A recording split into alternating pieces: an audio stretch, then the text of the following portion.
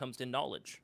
I don't have any friends, Seaside. Well, me neither. I try to at least give the illusion that we can be friends together, but yeah. No, you're absolutely right. We are kind of in line with some of the teams here in this tournament. I mean, Ghost Gaming, having played throughout the ECS Development League, and then having been promoted into the ECS regular season most recently, you contrast that to, say, Luminosity, another team who's kind of relevant within the, well, we'll say the upper half of NACS.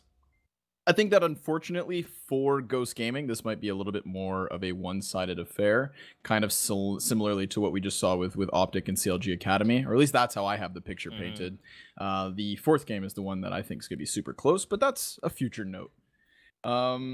Cash, banned, Inferno banned, Ghost Gaming, Luminosity. How are your thoughts coming into this one? The only thought I have is what Ghost roster are we going to see? Because there's like 4 of them.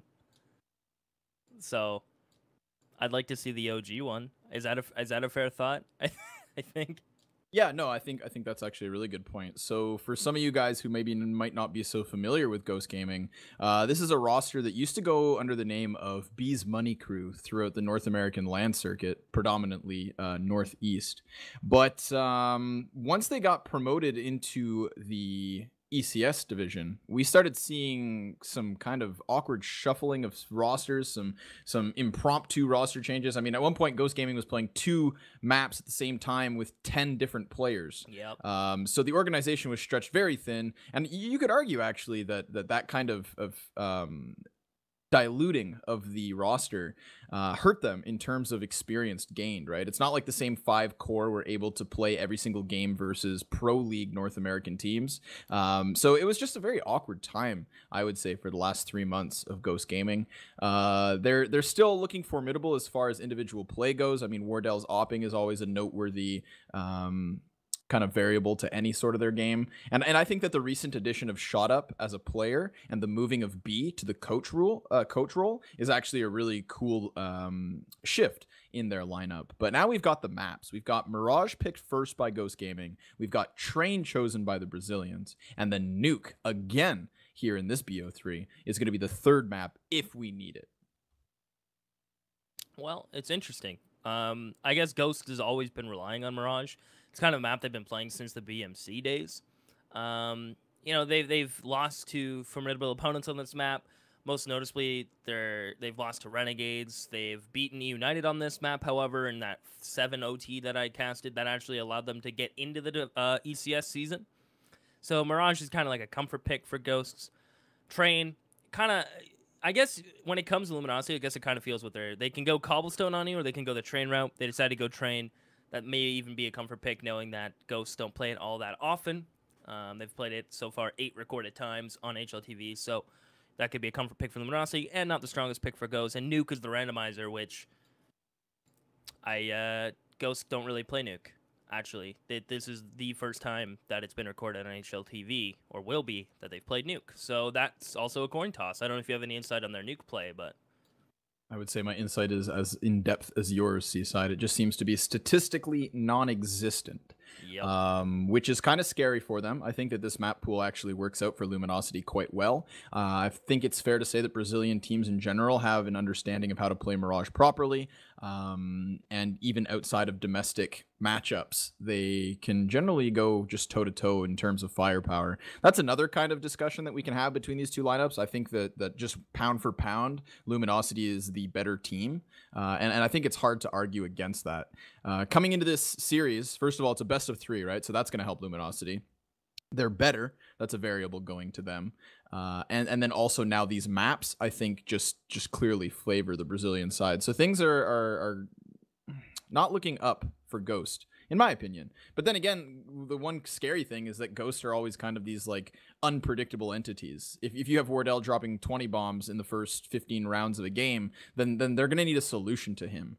But whether or not he's able to just kind of put that performance forth is going to be the bigger question.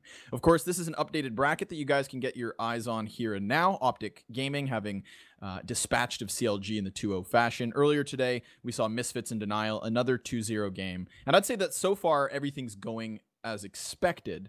I think it's also safe to say that we might be seeing Luminosity versus Misfits at the end of this but let's hope it's at least close. And maybe if we're lucky, Seaside, we'll get a 2-1 series just to kind of change the pace here.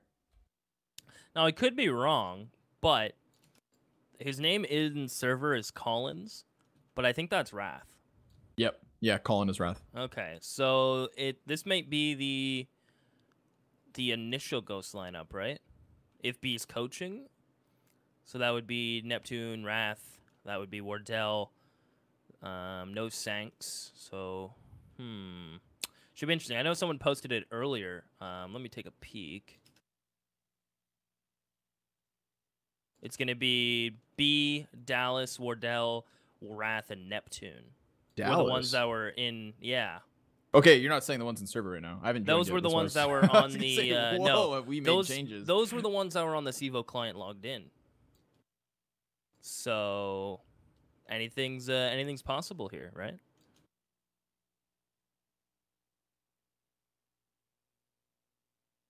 We're just getting a quick little swap of the servers. Scrawny did self-mute. So if Scrawny was saying something, yeah, man, I didn't hear a single word of it. That's why you're probably like, damn, Seaside, why are you cutting me off? But yeah, you were talking to yourself.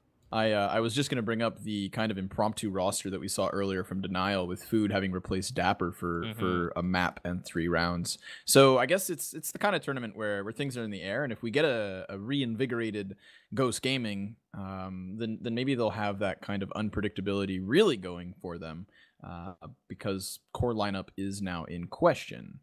What's not in question is the opportunity for you guys to win some sweet giveaways.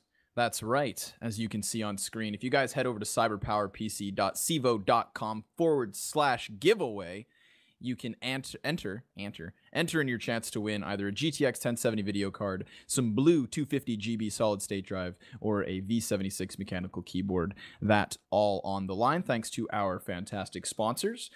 There's also the opportunity to enter in a predictions competition. Make sure you check that out as well. That's one of the new and improved offerings of our CyberPower PC Extreme Gaming Series 2017. If you guys head to cyberpowerpc.civo.com/predictions, that's predictions instead of giveaway, then that's where you guys can actually compete in your ability to choose winners and, again, win even cooler prizes, in my opinion. Look at those jerseys, Seaside. I don't think I could fit in one, but they do look nice. I don't need hardware. I need rare jerseys. Those are always nice. Well, everyone, we'll be right back after a quick commercial break. We wait for the players to join up, and when they do, we will show you the taped-together roster that is Ghosts and the strong roster of LG going head-to-head. Stay tuned.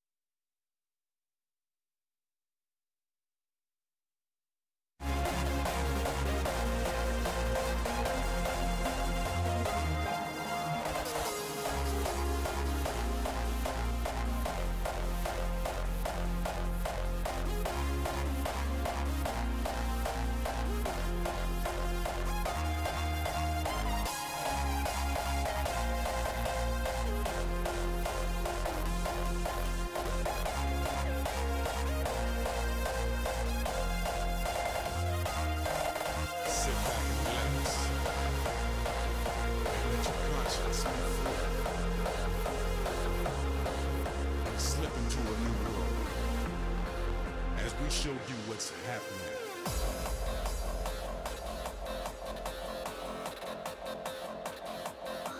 Now's the time to relax your mind. The funky technician is back.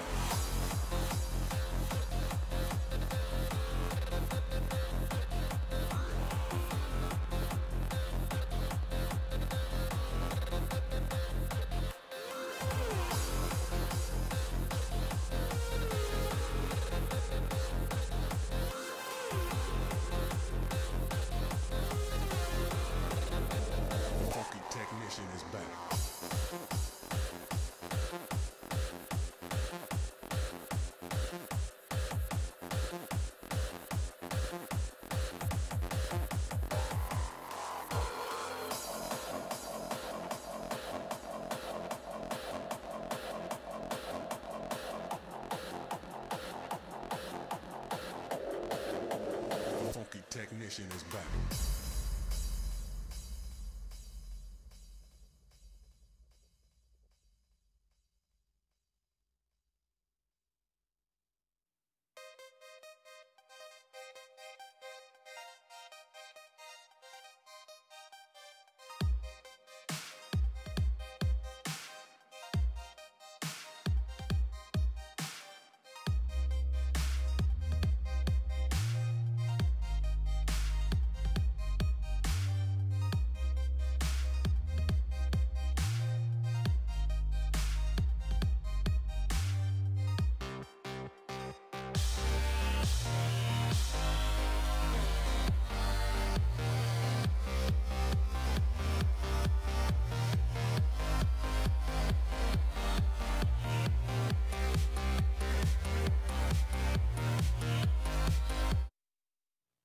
What's going on, everyone? Welcome back. Thanks for waiting around. And it's a worthwhile wait. Luminosity versus Ghost on Mirage. I told you when we come back you could see the tape together lineup that is Ghost Gaming, and it's a little bit of Scotch tape. Wardell, Connor, Dallas. Scrawny seemed surprised when I said that name. Wrath and Neptune going up against the Luminosity lineup. That's unchanged of Destiny, Showtime, Shiz, Yell, and PKL. I'm still taken aback a little here. I haven't seen this exact while, lineup of Ghost Gaming for quite some time, so I'm looking forward to this, actually. Again, it's going to be a reinvigorated lineup in comparison to Luminosity, who are a core 5, who certainly have much more of an international presence, who are coming off of a 4th place at the PGL Americas Minor.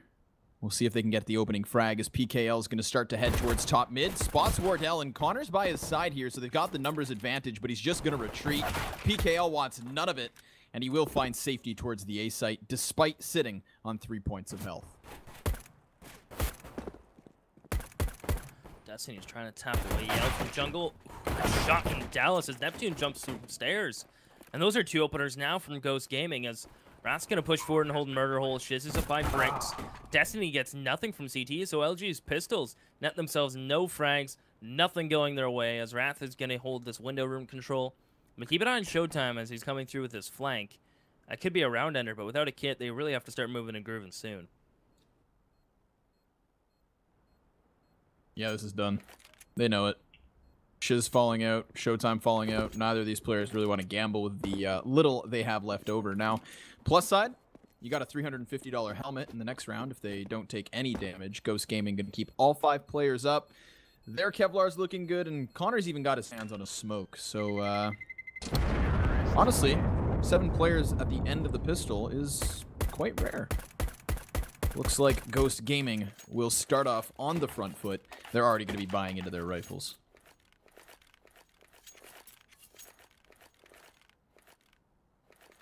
See what they're going to go into. A Mac 10 on Wardell. And I've been noticing a trend lately where on second round after you win the pistol, Connor's going to go against the trend, but normally you don't buy utility behind that SMG. Now Connor is going to be playing behind these players. Maybe necessarily he won't be the first one in with a Mac 10. But when you buy these SMGs, you can see Wrath only gets a nade behind it. Wardell buys nothing. Because you're going to be the first front man in. You won't have time to use all that utility. That's Shiz. I'm going to show you why you don't buy that utility. Connor just dropped all of his utility on the floor without throwing a single piece. As LG are going to be looking pretty good with these pistols as Wardell's down to 2 HP. Now Destiny is still alive in the window room. And a nice clear from Neptune. That crouch peek so strong against Destiny in that situation. As Yell will take his head clean off though, and this becomes a reality. Now Wardell 2 health. That's going to be a shot no matter where. Dallas at full HP, armored, and AK'd is extra deadly. Yell gets bonus points for the parkour there from the windowsill, and you can see how the T's are still fixated over towards Market. Yell's going to get this flank rolling, but he misses the shot, and Dallas whips round. That could have been it, but could doesn't count. LG still doing a lot of damage on that round. They do take 3 of the weapons out of the hands of Ghost Gaming, but that's a conversion point nonetheless. One of those AKs moving forward. They will have to reinvest, but at least they didn't lose. Low-key ace from Neptune as well. So he has that going for him. But I think Connor dying there was a perfect example to the point I was making. He bought full utility, didn't throw a single piece of it, and gets sent to an early grave. As Ghosts, again, back towards the B site. See Wardell not buying much around this SMG. Wrath doing the exact same. And it is a stack from Luminosity. Taking a chance. 1 P250 is all they have. So they go ahead for a stack. B site's completely empty. LG, I imagine I think their goal is to not feed these SMGs. Try to drop as many players from Ghosts as you can, but don't feed these SMGs. And that's a good start. As Yell cleans up Wrath, Wardell's going to try to hold this. Destiny gives up another. Where did that smoke from? What? Did that smoke just go through the map? Just fell through the ground. Hello? All right, not only do smokes bounce off mollies, they fall through the ground now. Yo, Scrawny, it's a feature, bro. It's a feature at this point. What? CT is going to try to keep this retake rolling. Grab an AK as well here. So 3 of those AKs in the hands of players as they fall back and the bomb explodes. The smoke just fell through the ground, man. I'm so rattled, actually. Is that the first time you've ever seen that? Ever? Yep. I've seen flashes disappear, but a full smoke, not blooming, falling to the floor. Don't you love this game? But rifles are out. LG are good, you know? It's okay. I'm happy it happened in that round where they just had silence USPs. Couldn't have been better. So now the ops out on Wardell, full utility, LG of a similar reply, but lacking utility. One kit, and look at this aggression. So this is what I like to see from LG, knowing they're confident. Showtime sees bodies crossing. Big old duel goes the way of Neptune, though. He finds the double frag, and the defense left deflated. Yell's going to try to rotate over towards Connector, pops the smoke towards the bottom, but he gets the kill to Connor as well. That's crucial. Brings this back to the 3 versus 4, and if you consider the health here on Ghost Gaming, it's not that far away from those of Luminosity. I mean, 2 HP on Neptune. A stiff breeze could push him over. Colin going to lead the charge from ramp, so they have the fully health player in the front lines, now going to be replaced by Neptune. So Neptune is expendable, and he realizes it, but it's Wardell from the back lines that gets removed. Destiny hits the headshot thanks to the staircase. Now it's Neptune next. Colin could be third in line as he does keep this distance closed, but the bomb plant certainly ensured. Colin goes for the spray. That costs him as Destiny catches him out. So now Dallas just desperately needs this bomb plant. The cash is so important, but instead he's going to try to duel. He goes out to the open, gets tagged, and that's no cash, no kills for Ghost Gaming. Luminosity on the board quick. That's some old school Dallas. That's what I want to face before I put this bomb down. 3-1. Now Ghost could argue about... Yeah, I was going to say, if Wardell can get the op, normally Ghost will buy. If there's enough money for Wardell to have that rifle, normally they'll buy around it. So that's going to be the case here. 3 AKs. Colin will get the deagle out. He has a flash behind it. LG will be sitting pretty on the double ops. They picked one up, as it looks like it is going to be, again, a little mid-pressure here from Ghost. They'll use the top mid-smoke, as a majority of teams do, to allow these players to get out. And now they'll post up as Wardell. I believe he caught Showtime while jump spotting that, if not on the van. Unfortunately, didn't swing over there in time to catch it as PKL. In the meantime, we'll take a little bit of damage towards Connector. But a great start from Ghost Gaming nonetheless on round number 5. Yeah, although we saw this kind of opening bout go their way in the last when Neptune picks up those 2 frags. So Ghosts have to ensure that they don't get ahead of themselves. They've done a good job of taking mid control, leaving Neptune anchored over towards boxes. This entire time, Colin's been just sitting inside of ramp. So he has a bit of an idea as to what's been going on at A. No forward aggression, no smokes or anything along those lines. This puts Ghost in a good spot to just execute in, but Yell finding a pick towards mid is crucial. Suddenly, this offense comes in from a single direction, and it's been spotted. Now, this is the exact same play they used in the previous round, except for 2 players coming in Palace, and it's also slightly delayed. Gives time for Luminosity to get into position, and the T-side's still yet to plant. Gonna go for it now. Good spray through. Will do a little bit of damage to Connor. He'll tickle him down to 70 as Destiny getting ready to start this retake off hot. It's a little bit of pre-fire to popular angles as he's going to go. He's the first one to swing. Cleans up Connor's. PKL's there with him. But not enough bullets in the magazine to clean up Dallas as he's going to repeat, though, to his death, and it's all on Wardell. He's done this before. Can he get it again? Nice shot from Wardell to find PKL as it's all on Shiz, and Wardell the 4K for Ghost Gaming. And, I mean, what else can he say? It's Wardell. He's in a 1v2, and, of course, he'll get the job done. Just consistency, I think, is his middle name at this point. I don't know what else to say about him. I mean, it's nice to see him find that form, right? Because he is very much one of the most impactful, or at least he's praised and expected to be one of the most impactful players on the lineup. His op presence is kind of what put B's Money Crew on the map back when that was their name. And since Ghost Gaming, I think it's been the other players who had to really step up around him. So awesome little clutch there from him. Impactful 4K in the round. And we're going to see if LG can bounce back despite only having the 2 pistols for Shiz and Showtime. It is the offense just barreling back towards A. Again, this straight up A aggression, quite standard. But with frags going their way, it's looking good. Shiz could just peek here. Nobody covers Colin, but he is still able to plant nonetheless, and then cower back behind the boxes. Wardell's still in the exact same after plant as the T side hangs on. The only utility that now remains is the flashbang of Yell, and after grenading himself, he gets caught out of position. Colin with forward advancement, trying to find more frags here.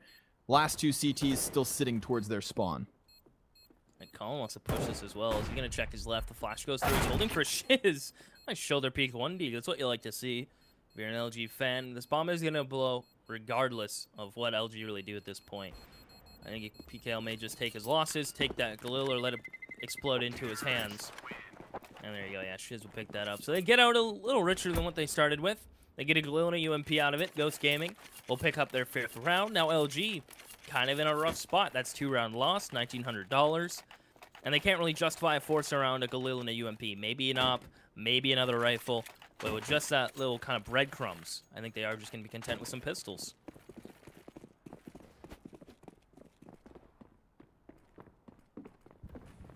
This is a lackluster buy here, of course, from Luminosity. Makes sense to hang on to the weapons they had. Interesting to see two players stay on USPs, though. Not even P250s, Seaside. They really are some stingy guys this round, but Ghost Gaming with the start they'd hope for. Now, Ghost Gaming on Mirage is pretty classic.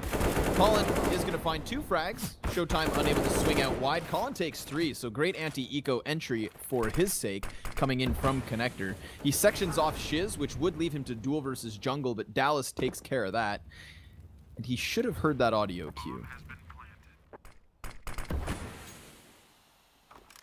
Well, now he's going to put himself in a murder hole, start getting shot from the back, and Connor will take him down. So flawless round from Ghosts. That's kind of what you love against eco rounds, right? Or like kind of just semi-buys. They get a couple pistols, keep a UMP and a Galil. Keeping 5 players alive is just so comfortable for you as a team, knowing you have that backbone now from that one round. You have cash. You didn't lose to any ecos. So that just boosts your confidence going forward against pistols. Because once pistols start finding some kills, and maybe you get ecoed a couple times, you're paranoid. You are scared of pistols. So it's good for Ghost to start this half off well, 6-1. LG now a buy without an op, and they're lacking some mollies. So we'll see how LG is going to contest his mid, and it looks like it's just going to be Ghost Gaming picking it up, but I think Yell's going to peek eventually. I think they're waiting for the smokes. I think they have to peek just based on the utility they have right now and no kits.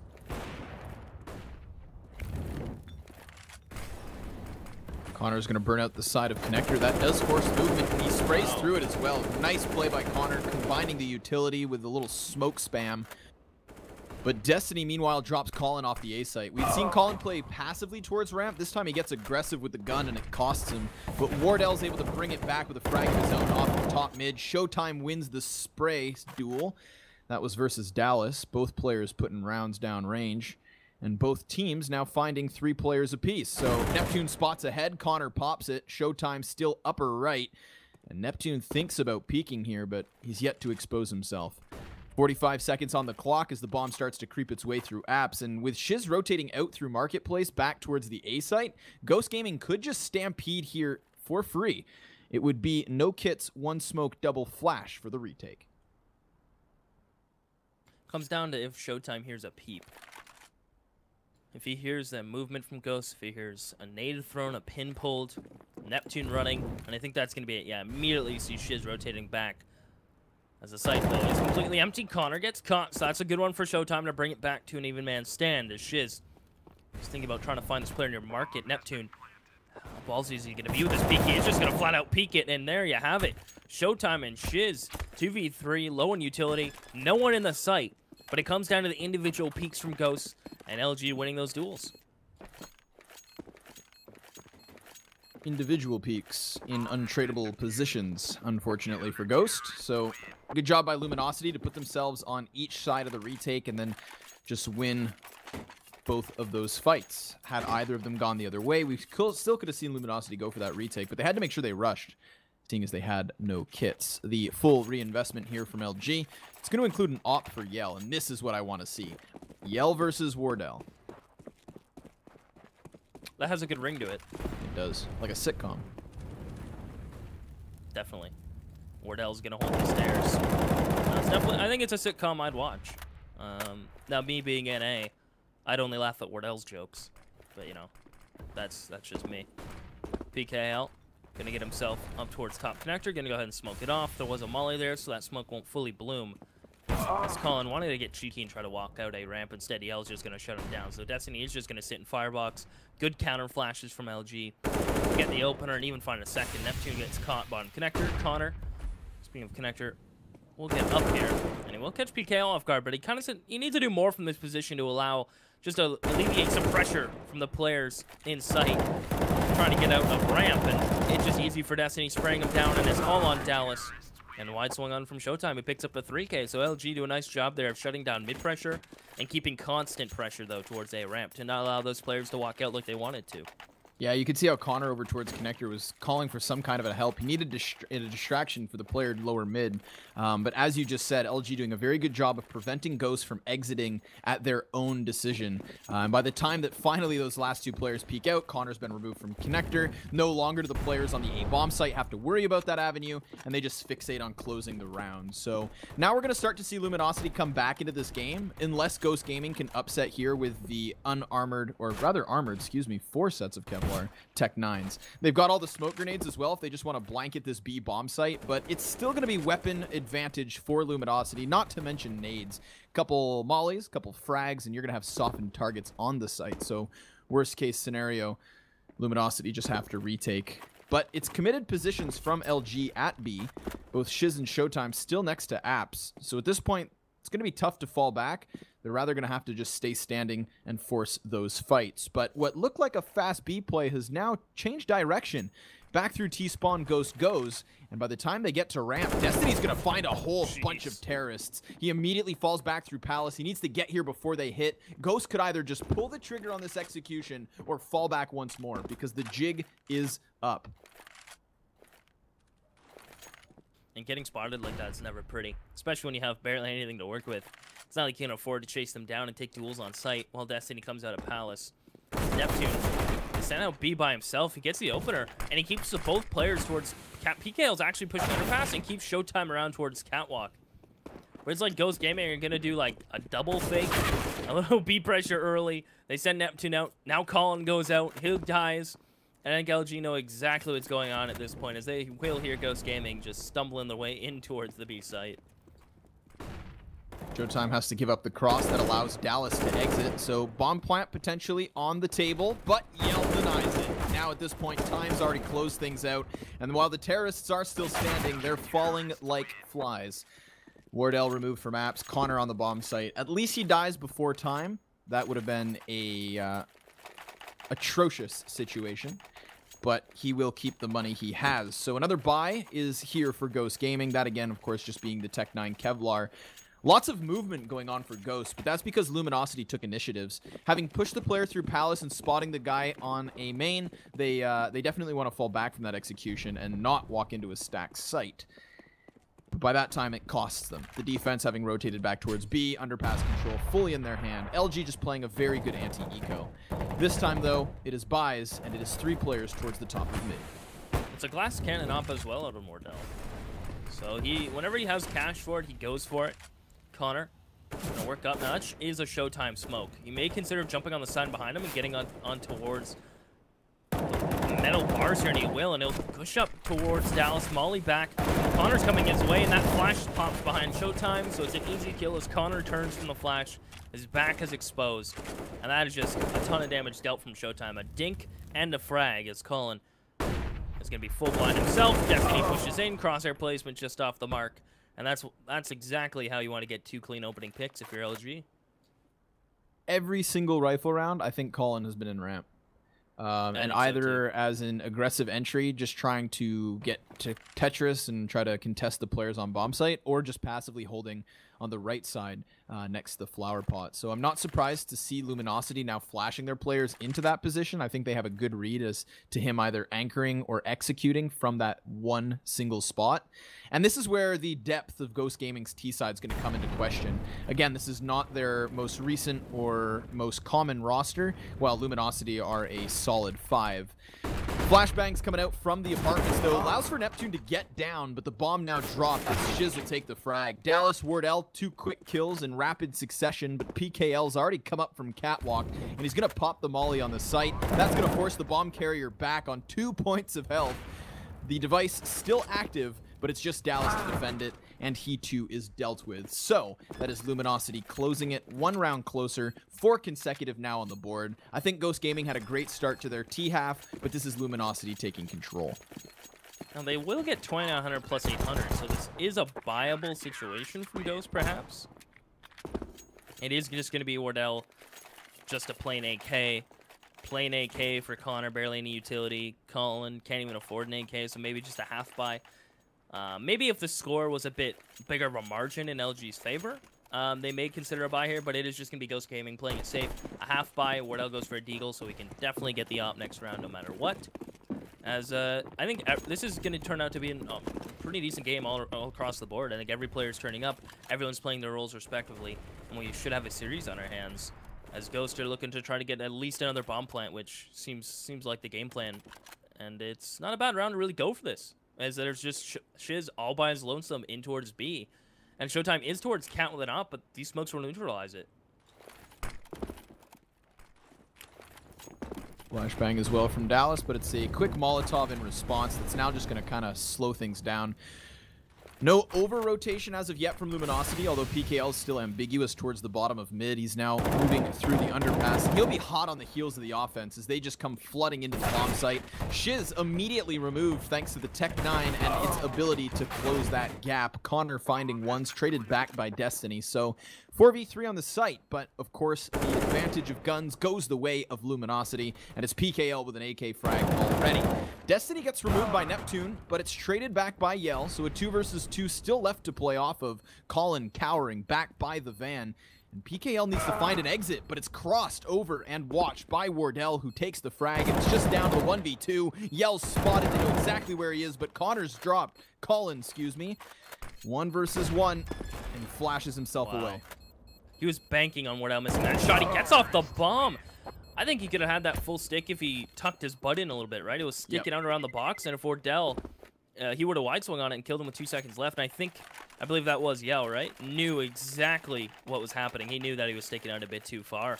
So Ghost Gaming get it done with the pistols. The smokes neutralized the Opper, isolated him, and made Showtime a little, kind of just tunnel vision. He kept taking shots through the smoke in towards B apps, and Connor just snuck up on him and find an easy kill. So Ghost Gaming get it done with upgraded pistols. Now they're gonna lock their sights on towards A. A walkout from Connor will catch Destiny pre-firing, and now they're gonna pounce as he falls back underneath balcony. Clean up from Connor, and that is the opener towards the site.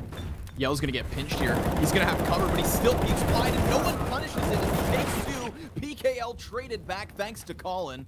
It is still the 2 versus 2. Colin's in the open. Down he goes, but Wardell from the same position has clutched before.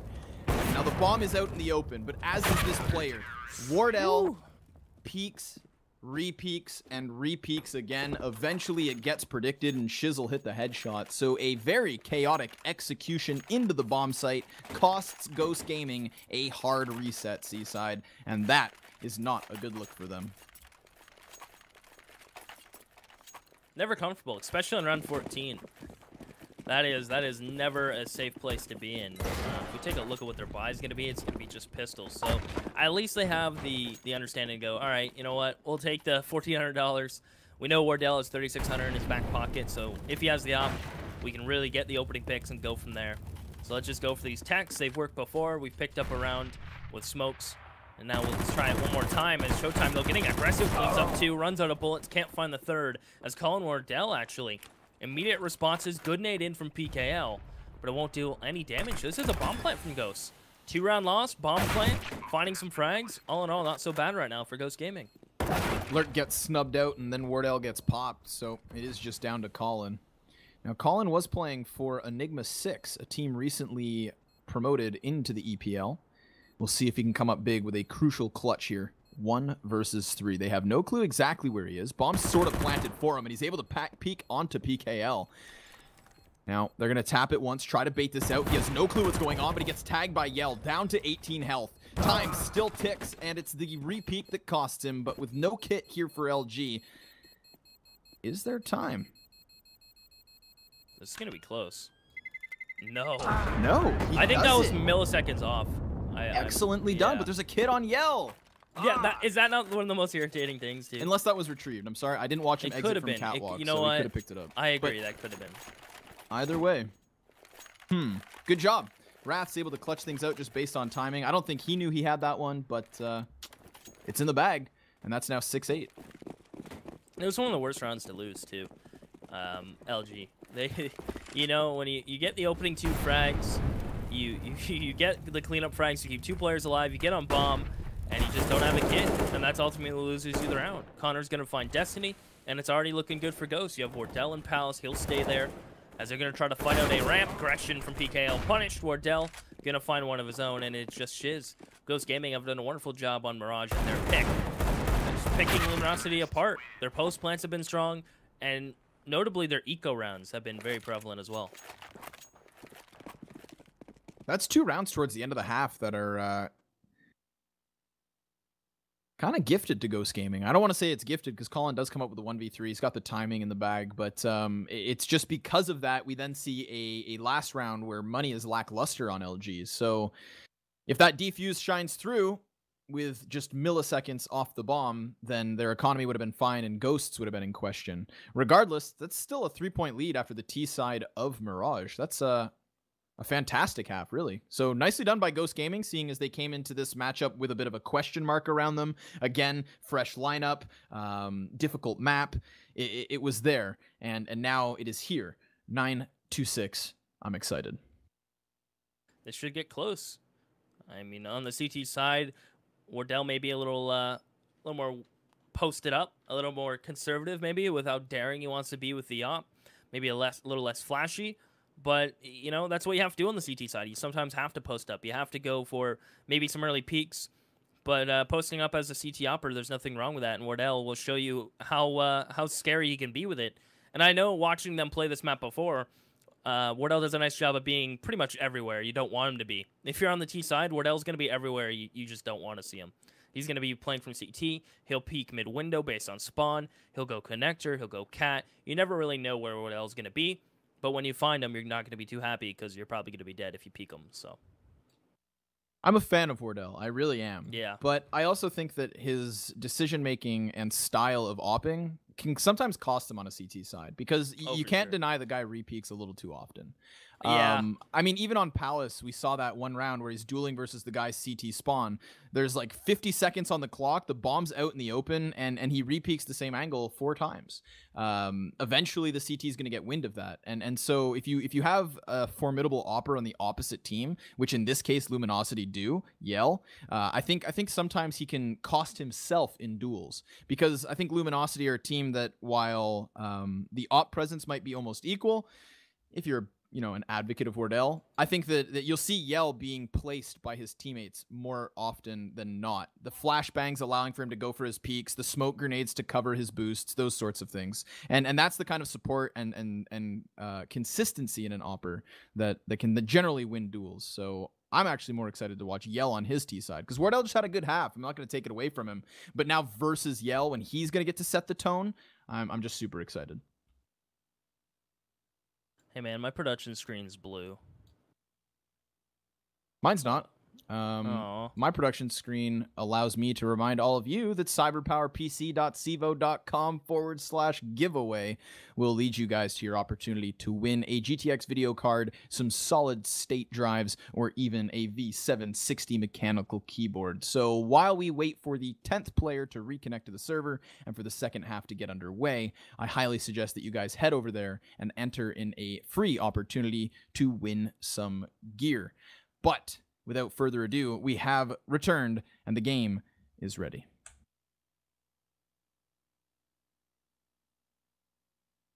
Well, let's get right into it. We'll see how this pistol is going to pan out. We'll see what gets bought up. I imagine a little bit of utility on the CT side with the kit. So typically how it goes, one player buys the kit, buys the utility behind it, maybe even throws a pistol over, and the T side will have a similar situation. I'm a big fan of the double utility on Mirage on the T side, where you buy 2 smokes, 4 flashes, or 2 smokes, 2 flashes, and the other person drops a pistol. I think it's hard to counter if you get a couple smokes out and then isolate CT. But it's looking like LG are going to be headed towards the B site, where they'll have PKO with a smoke, double flash. Meanwhile, Ghost Gaming, they're going to say, C side, you know what we're talking about. We're going no utility, we're going no kits, and we're even going to go for a stack on the B site. What is this? Colin's going to be just up and boosted inside the site. They've seen 2 players, so they're never going to check it. Showtime quickly removes 1. Colin reveals himself. They still have no idea until Yell spots his legs, takes him down, and finds the man advantage. Neptune, Wardell, all that's left for the retake, and they're already coming to the site. Yell's sitting on 3 HP. He's down as Neptune takes another. So it's a 1 versus 1. Both players spotted, both players known. And both on USPs. Neptune going to be lower, though, and Showtime goes down. As he tries to jump on the boxes, he is rubbed out. Neptune will find the defuse. That's Ghost Gaming taking double digits, and certainly the start they had hoped for. A nice little stack on that site really did play out. They ended up not needing a kit, and they found the frags, got the defuse, and the rest is history. And if I'm a little kind of blown away right now with the buy from Wardell. I guess he's maybe testing the waters. He's going in with a Bison. Now, obviously, there's always the chance of it being a misclick, but if it's not, good on you, sir. 64 bullets or 64 marshmallows in the clip. They're ready to tickle their opponents. If not, make it a good camping trip. I feel like you can justify those weapons, or that weapon in particular, in very few positions. If he was where Colin is right now, outside the B-apps, then I'd almost advocate for it. You mow down the entirety of T-sides, but they're just going to come jumping out. Dallas finds one onto Showtime. Colin is still standing up close and personal. He combines with Dallas for another 2 frags. So PKL's all that remains. He's able to hit the headshot onto Wardell, who, believe it or not, was at a disadvantage from that range. Almost like the Bison isn't a viable weapon. But, hey, it's gone now. It's been left in the round prior. Now would be an excellent time to buy one, because it's going to be unarmored opponents. But instead, he buys an ump. So choosing to get the armor pen versus unarmored, and then a Bison versus armored, let's not criticize his decision-making. We see how he peaks. He does like to repeat a lot. He literally, if he has an op, he'll repeat you 10 times over. It doesn't matter. Nice flash from Connor. Farms up 2. Showtime will put him down. But I think these other 2 members from LG are just going to be top mid at this point. Just getting the round over with. It's almost like a throwaway. Try not to feed the machine that is the SMGs. So they only give 2 kills up towards Connor. Wardell dies without getting a single frag. So it is going to be 12 now for Ghost Gaming, though. And they will get another op out of Wardell. Full utility across the board. Kits, not even a problem. It's $400 extra. As LG will be opless. So Yell won't have that for now. As this is looking, all in all, like a good start to a CT half from Ghost Gaming. Transition to 3. Build up a little bit of a bank because you don't lose too many players behind it. It's a good way to start off against LG, which we thought would be all guns a-blazing right now.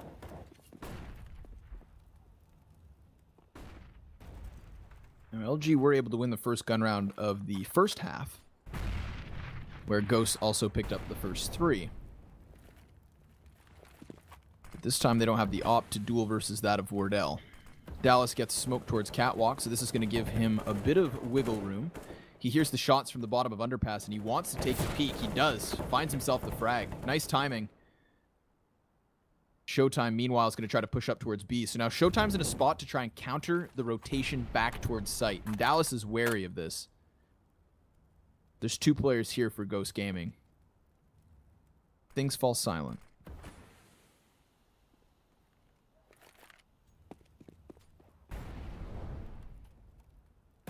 Speaking of silent, I'm back. Hey.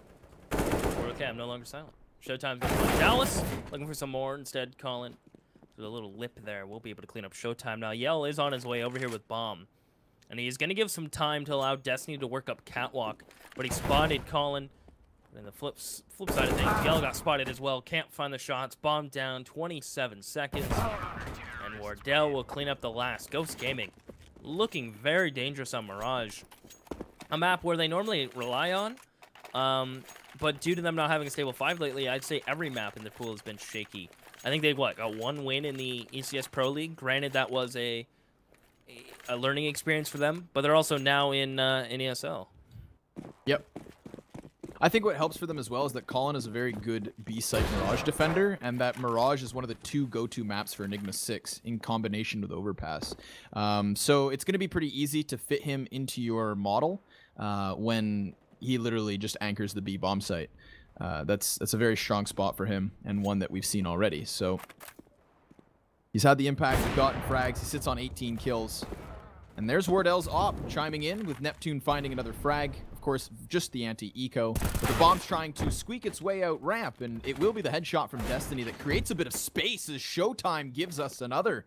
Bomb's going to cross to the site. Will be planted most certainly. And this is a 3v3 retake. Now, utility gun advantage still clearly in the hands of Ghost, but these Deagles are deadly.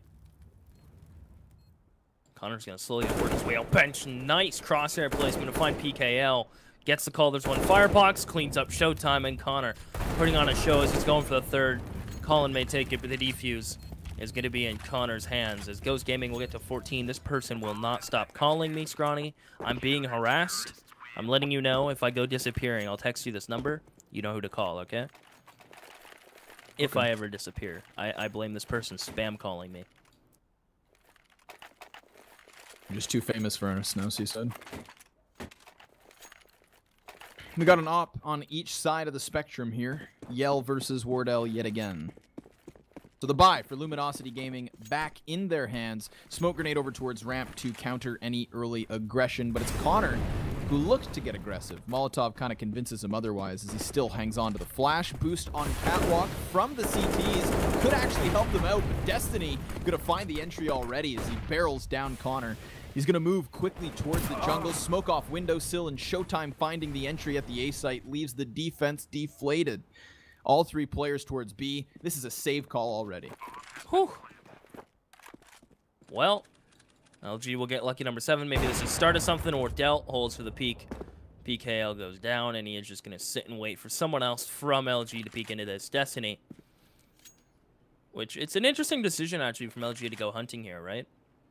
You've just lost 5 rounds in a row. Your money's not in the greatest of places. Yes, you will pick up this round, but you don't want to, like, spend this much money. As Destiny gets caught pulling out his knife, this is becoming slowly but surely expensive from LG, who could have had a flawless round. Instead, perhaps the word greedy is not the right one to use, but just overstep their bounds when it comes to trying to find some exits.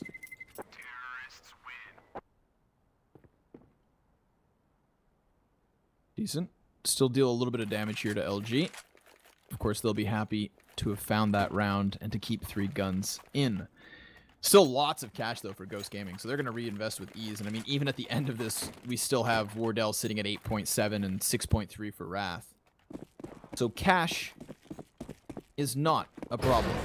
What is a problem is that Luminosity are back onto guns themselves, and they face the hard reset. Colin, the tail end of that underpass push, has been spotted, so PKL is wiser. Connor's going to get fully blinded as he rounds the corner, but they don't see number 2, and that's Colin with a headshot, trading it back to PKL. This leaves Yell sectioned off over towards the apps. Dallas takes the frag, and this now opens up an exit for Colin. He could just tuck tail, come back to the B bomb site, and turtle up on the sites, leaving it to the 4v3. But as I say that, Shiz is able to catch the headshot to Neptune. He was getting aggressive. Mixed emotions from Ghost Gaming, and mismatch pushes as well. Destiny creeps in from jungle, going towards the kill hole. Dallas on the other side. This is going to be an up-close and personal duel for the ages, which could open up the A site or cut off rotations. He is just going to sit here, very content with his positioning right now. Wardell will have support from one player. That is going to be Dallas holding Murder Hole. Now the bomb's going to go down in the smoke. We'll see how willing Wardell's going to be to peek this. He pops a couple shots through the smoke. None will connect. As Showtime will tuck tail and run down towards ramp. As Colin is going to work his way up connector, so the pinch is in full effect, but he will get cleared. Destiny, lovely crosshair placement to find that headshot. Wardell's going to try to get a molly off towards Tetris. Shiz is going for the jump up. That's a scary prospect, but Wardell gets a haircut. He didn't book that appointment, but his mom made him go, as it is all on Dallas in a 1v2. And will get double peaked. Now LG, that's 2 in a row, so this is the start of something on their T side. We'll see if they can keep it going. This is one of those situations where it's like a breath of life has been blown into the sails of Luminosity, but they are already so close to losing this game. It's going to have to be a near flawless comeback. Ghost Gaming has already won both pistols, both the conversions, gets those, you know, early 5 or 6 rounds on both halves, and that kind of leaves Luminosity in an awkward spot. I mean, if we just look back to the first half, sure, Luminosity gets 4 rounds in the middle of things, gets the hard reset towards the end, and then still loses 3 of the last 4 rounds. So we've seen them in this exact same position just to then lose momentum and give it back to Ghost. Ghost, of course, still having all that cash bought back into this one with absolute ease. A lot of utility from the CT side has been thrown early on. It leaves them with only 2 smokes already. 3 kits in play.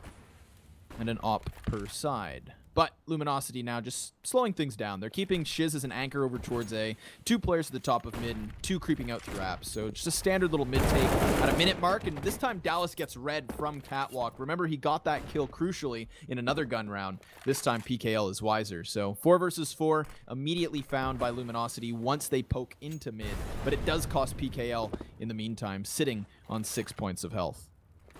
Now, the one thing LG still have going for them is mid control. Now, Ghosts have no information about what's going on towards mid. No one in connector, no one in mid window / jungle, so they push Connor in towards a ramp to get a piece of the map, to alleviate some pressure, to allow Colin to work a little bit harder, as Connor's going to find the bomb. Doesn't want to stick around for the repeat, wants to take this man advantage and get out of there, knowing there's 30 seconds, so LG may feel pressured to just keep this push going forward.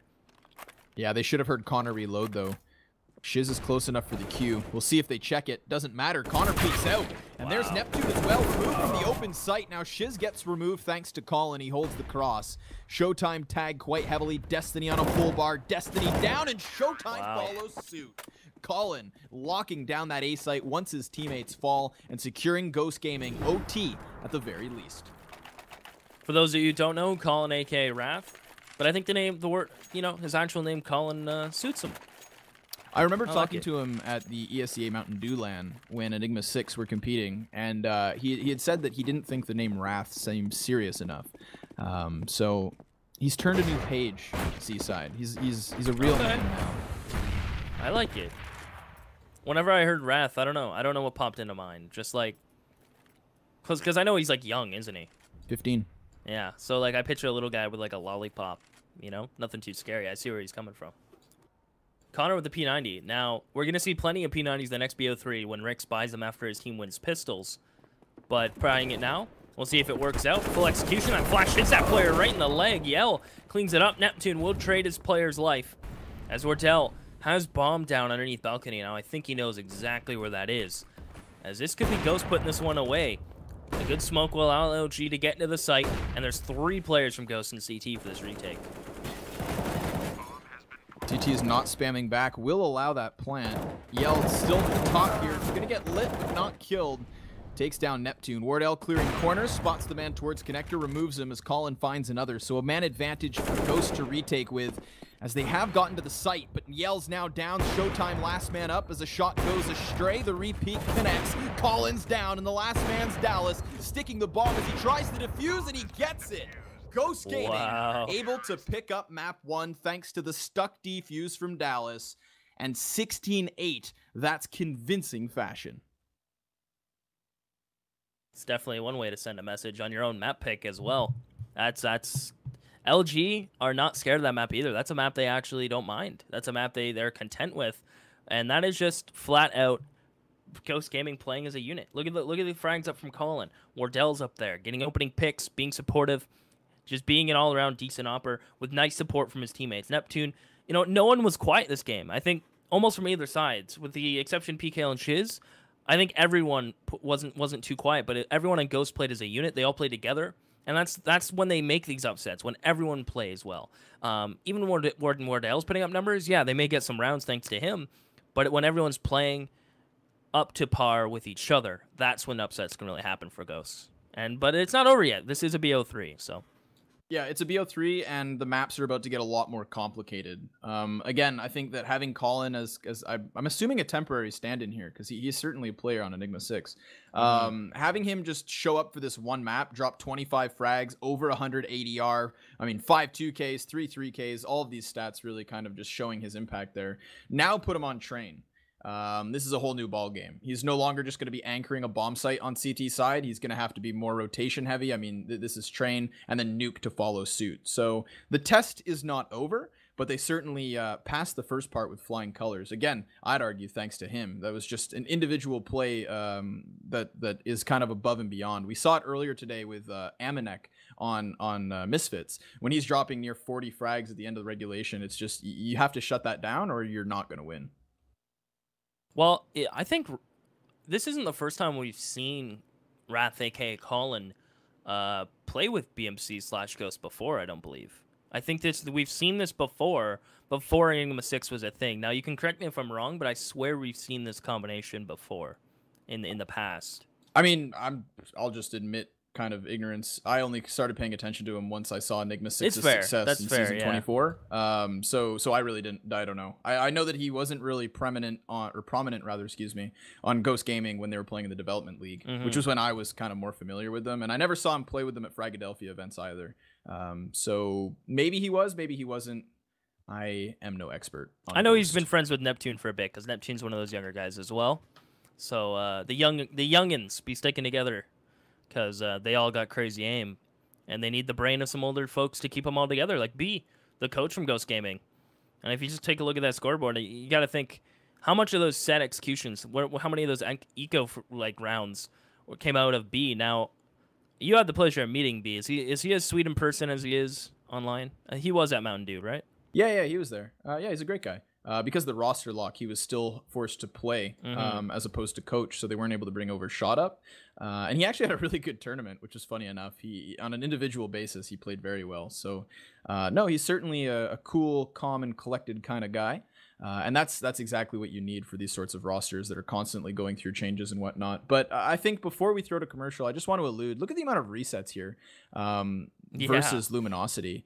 I mean, round 4 is obviously crucial. It's the first gun round that we see. But I think round 13 kind of put things on its head. That really put them at a disadvantage for both the 14th and 15th rounds, and that's kind of what gives Ghost Gaming the extra plus. We see them win the second pistol, and then remember, of course, it just takes 2 rounds once Luminosity get rolling in the 6th and 7th of the second half to just seal the deal. So rough first half, rough couple of upset rounds, and that ultimately costs them. But Train is up next between Luminosity Gaming and Ghost Gaming. We're going to have a short break and a word from our sponsors, and we'll be back with that. So don't go too far. You are watching the CyberPowerPC Extreme Series 2017.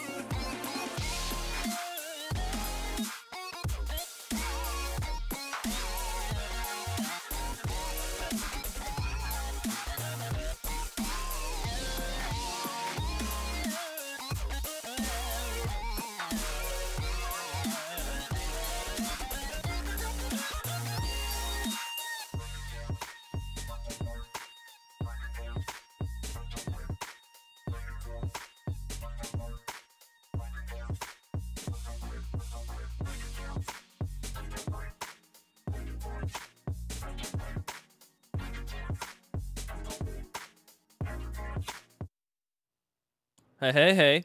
Welcome back to CyberPowerPC Extreme Gaming Series. Oh, hello. 2017. 2017. Yeah, you know what? I better add that. We've come a long way since, 1600s, 1800s, and now we're here. We've evolved to watching Counter-Strike, and I couldn't be more proud. What a time to be alive. Dallas to the bottom of the ladder. He's got support by his side here in Colin, but this is Luminosity starting to squeak towards the B site. Clearly, with Connor and Wardell posted back passively on this bomb site, they are just going to go for the retake if need be. And of course, with two players at ladder, that could be a very rapid flank coming barreling behind them. Considering that Yell's over towards T-Con trying to play the anchor at A, we might actually see this offense get pinched. But they've yet to execute out here. They're just buying their time, and that's where PKL finds Dallas as he does try to go upwards. Connor with a headshot from afar is looking for more, but it's Colin's flank that now connects. He's going to get pushed, and he finds more. Shiz finding himself killed. Is Colin still standing? How? What? Neptune at the A site. What? Well, you just lag himself around the corner? What? What? How does he not die? You want to try to explain that? 'Cause I feel like I was so baffled by that. My brain fried in the middle of my sentence. I don't understand how Colin doesn't die there. I mean, sure, he comes up the ladder and they'd already cleared one flank, so he clears off one of those players and they don't see it coming. But then there's still two guys shooting him, one of which has a full mag versus Colin's empty, and he still gets out of there. So unfortunate situation for Luminosity. They could have still made a little bit more of that round, but it's going to be Ghost on guns right away. And Connor's gonna get aggressive. We'll catch Yell, and that's such an easy angle to shoot upwards, as he will just clothesline Yell Showtime's behind a smoke, thinking about pushing up as Connor spots Destiny, who sneaks out. And if Ghost Gaming has started off with a flawless round here against Pistols, that's always a great way to start off a match, especially not on your map pick, as UMPs are going to start some farming. Colin gets 2 with his M4. Showtime should get caught any moment pushing up here, unless he's actually ready for the crouch pull from the left, and no, Neptune will put him to sleep. So Ghost Gaming, a flawless round. That's one way to start to build some money early on, as they start on the CT side of LG's pick. So you know what? If Ghost Gaming get off to the right foot, put up enough rounds, you know, don't want to get too ahead of myself, though, Scrawny. The NA fanboy in me will refrain, because zero majors NA. Shucks. Liquid was good once. Well, you know, that's going back a bit now. Huh. The only investment for LG in this one's going to come in the form of a P250, so $300 spent and everything else saved. Connor's going to get aggressive. He sees bodies, he lines him up, he starts to roll him down, and Wardell's taking all 4 frags. He wants the ace and he takes it. Easy peasy as the anti-eco rolls forward. That's Luminosity out of this one and into guns. So quick 3 rounds for Ghost Gaming. Again, very similar to Mirage, where they were able to win all of the pistols and all of the conversion points and get those fantastic starts. Wardell already has an op, and so does Yell, but his is Glass Cannon. Let's see where Yell's going to go for the opener. He's number 7 on minimap. He is currently towards T-Con, so it's going to be a quick play from LG. Showtime gets 2 quick entries. Destiny's going to continue to push forward. Wardell misses a shot that may spell death for him, as Yell's going to find Neptune. And they know Wardell's still here. That Molly's behind him. He's going to extinguish it. He's trying to bait in these players as Destiny's in the smoke, shooting profusely, and we'll find him. LG will get the $300 from the bomb plant, as it is a quick... Okay, I'm sorry. My heart skipped a beat there for a sec when Showtime clicked E on the AK and I tried to click E on the op, because sometimes that goofs up. So we're all good. We're okay. The op gets retrieved, and LG will keep 4 members alive. So that's one way to start off your rifle round. Very rapid aggression into the A site. Really caught Ghost off guard, and they're going to try to hammer their head into this one yet again. Dallas from the site gets removed first by Showtime. Destiny gets the frag to Neptune, and an assist shines through. But this is just, again, Ghost Gaming getting wrecked on the bomb site. Wardell with an op shot, able to find one, but it's Connor, last man standing. And in a 1 versus 4, the odds are stacked against him. Catches Showtime up close as the bomb goes down, and he's going to swap to the rifle here. So many targets present themselves, but he finds another frag. Has to go for the reload, and it is the 1v2. He could still manage to do this, but it's going to be tough with Yell further back and Destiny up close. That's another frag. Okay. 12 HP. Yell shuts him down, but too close for comfort. You had to start to believe once he isolated that down to a 1v1. But good on Yell to be in a safe spot behind E-Box. Yell's in a position where he doesn't even have to re-peek that. He can just sit and wait it out. And instead he elects to take the peek, finds the frag. Ghost Gaming's economy is going to be a bit broken, a bit in tatters. Going to have to go for a half buy. Next round they'll get a buy on the board. So it is just going to be some upgraded pistols. Wardell not putting a penny into this round. So P250s, CZs, 5.7s. That one chunky nade that will land right on top of Yell, but he'll find Dallas nonetheless. As Colin is still blind behind E-Box, and Yell gets nice double entry. Looking for the third, as Wardell's just playing games with his USP at this point, as he is the last one remaining. And I think his goal is here just to waste some time, maybe try to catch one of these players chasing and get a weapon out of it. You can see he's like, listen, I'm just going to go on a bit of a run. You know, maybe this is a play to just talk about the next round too, because he gets nothing out of staying alive here.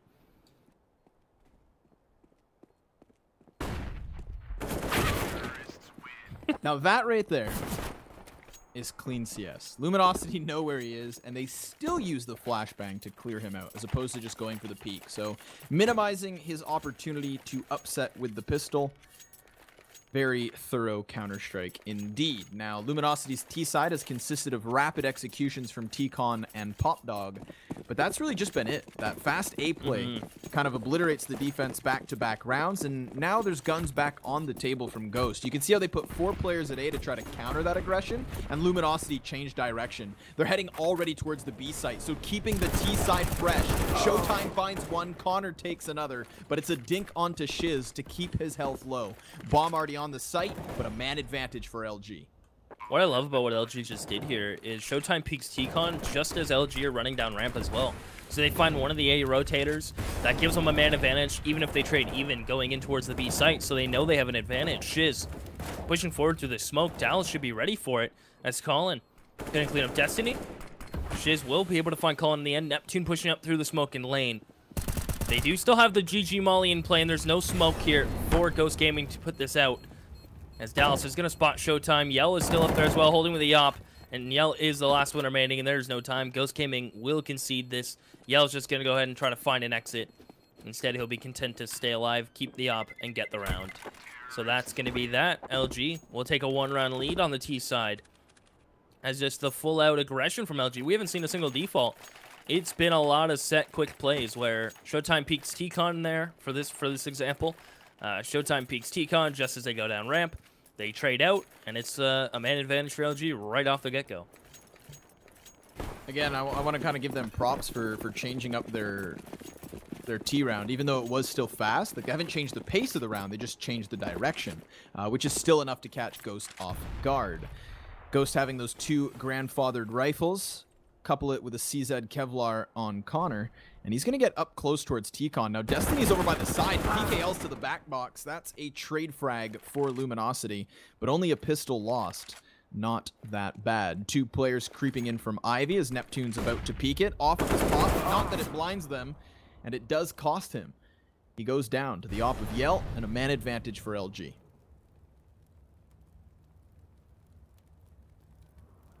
Destiny, very quiet as he works his way up here. Dallas is the only one with a rifle, and he cleans up Showtime. As you can see immediately, Colin's going to try to run down there and pick up the weapon. As Wardell just... Is Wardell AFK? Poor Wardell. Okay, he was sitting there for at least 40 seconds not moving. So, that's a little awkward. Poor Wardell. Maybe his mouse unplugged. I do not know the cause of that. But he was just chilling there, not moving for a bit. As he will get one for his troubles, though. So 5-3. Wardell has the op out now. So if there's any time for his mouse to work, it would be now. That would be nice. So the op's out, the rifle's out, and Wardell gets utility behind it.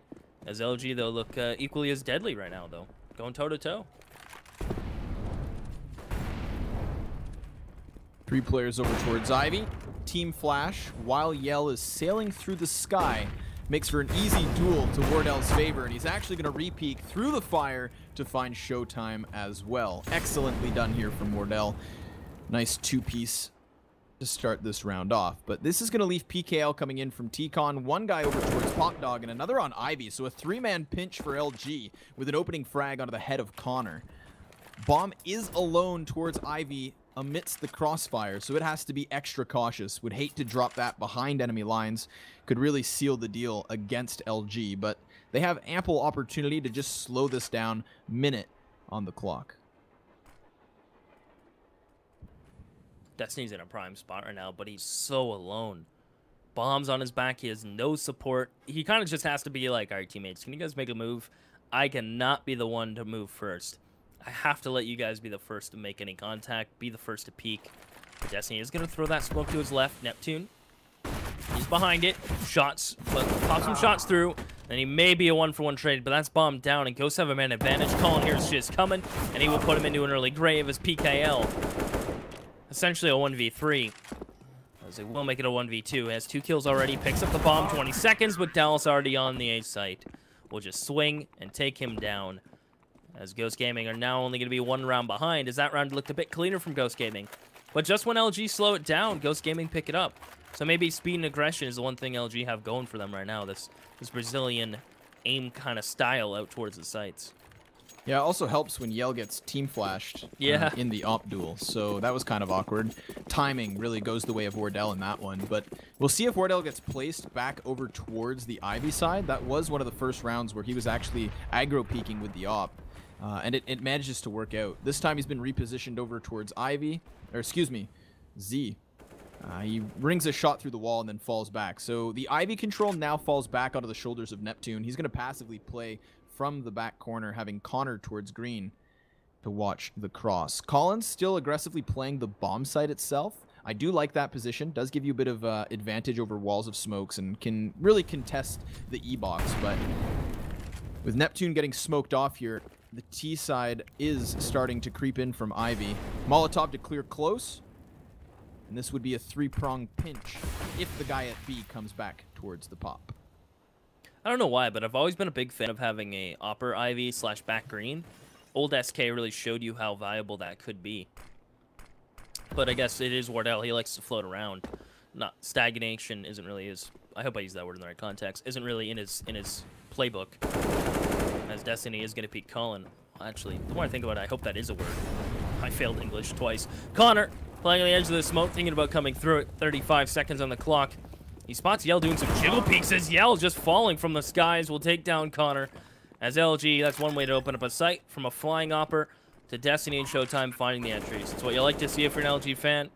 And now Ghost, they're going to be put in a saving situation. Going to try to hold on to Wardell's op, which I think is called War Tune. I like it. With Dallas sitting in the corner. So this is going to be 6 for LG. Yeah, I think Luminosity have a very good understanding of how to entry into this A site.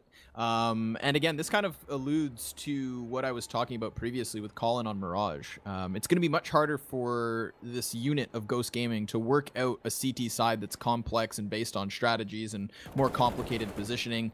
Mirage is pretty cookie cutter, whereas Train, not so much. And there is definitely some struggles happening at that A site. The one time we see them hold it is actually when Wardell goes off and makes the 3v5. That was a nice flick shot, but it's not enough to kill PKL. And Wardell's just trying to intimidate them away. So that's one op moving forward for Ghost Gaming, but clearly struggles on the A site, and just clearly struggles in general. 4 rounds on the CT side of Train, 3 of which are from pistol. This is not par for the course. Luminosity looking great.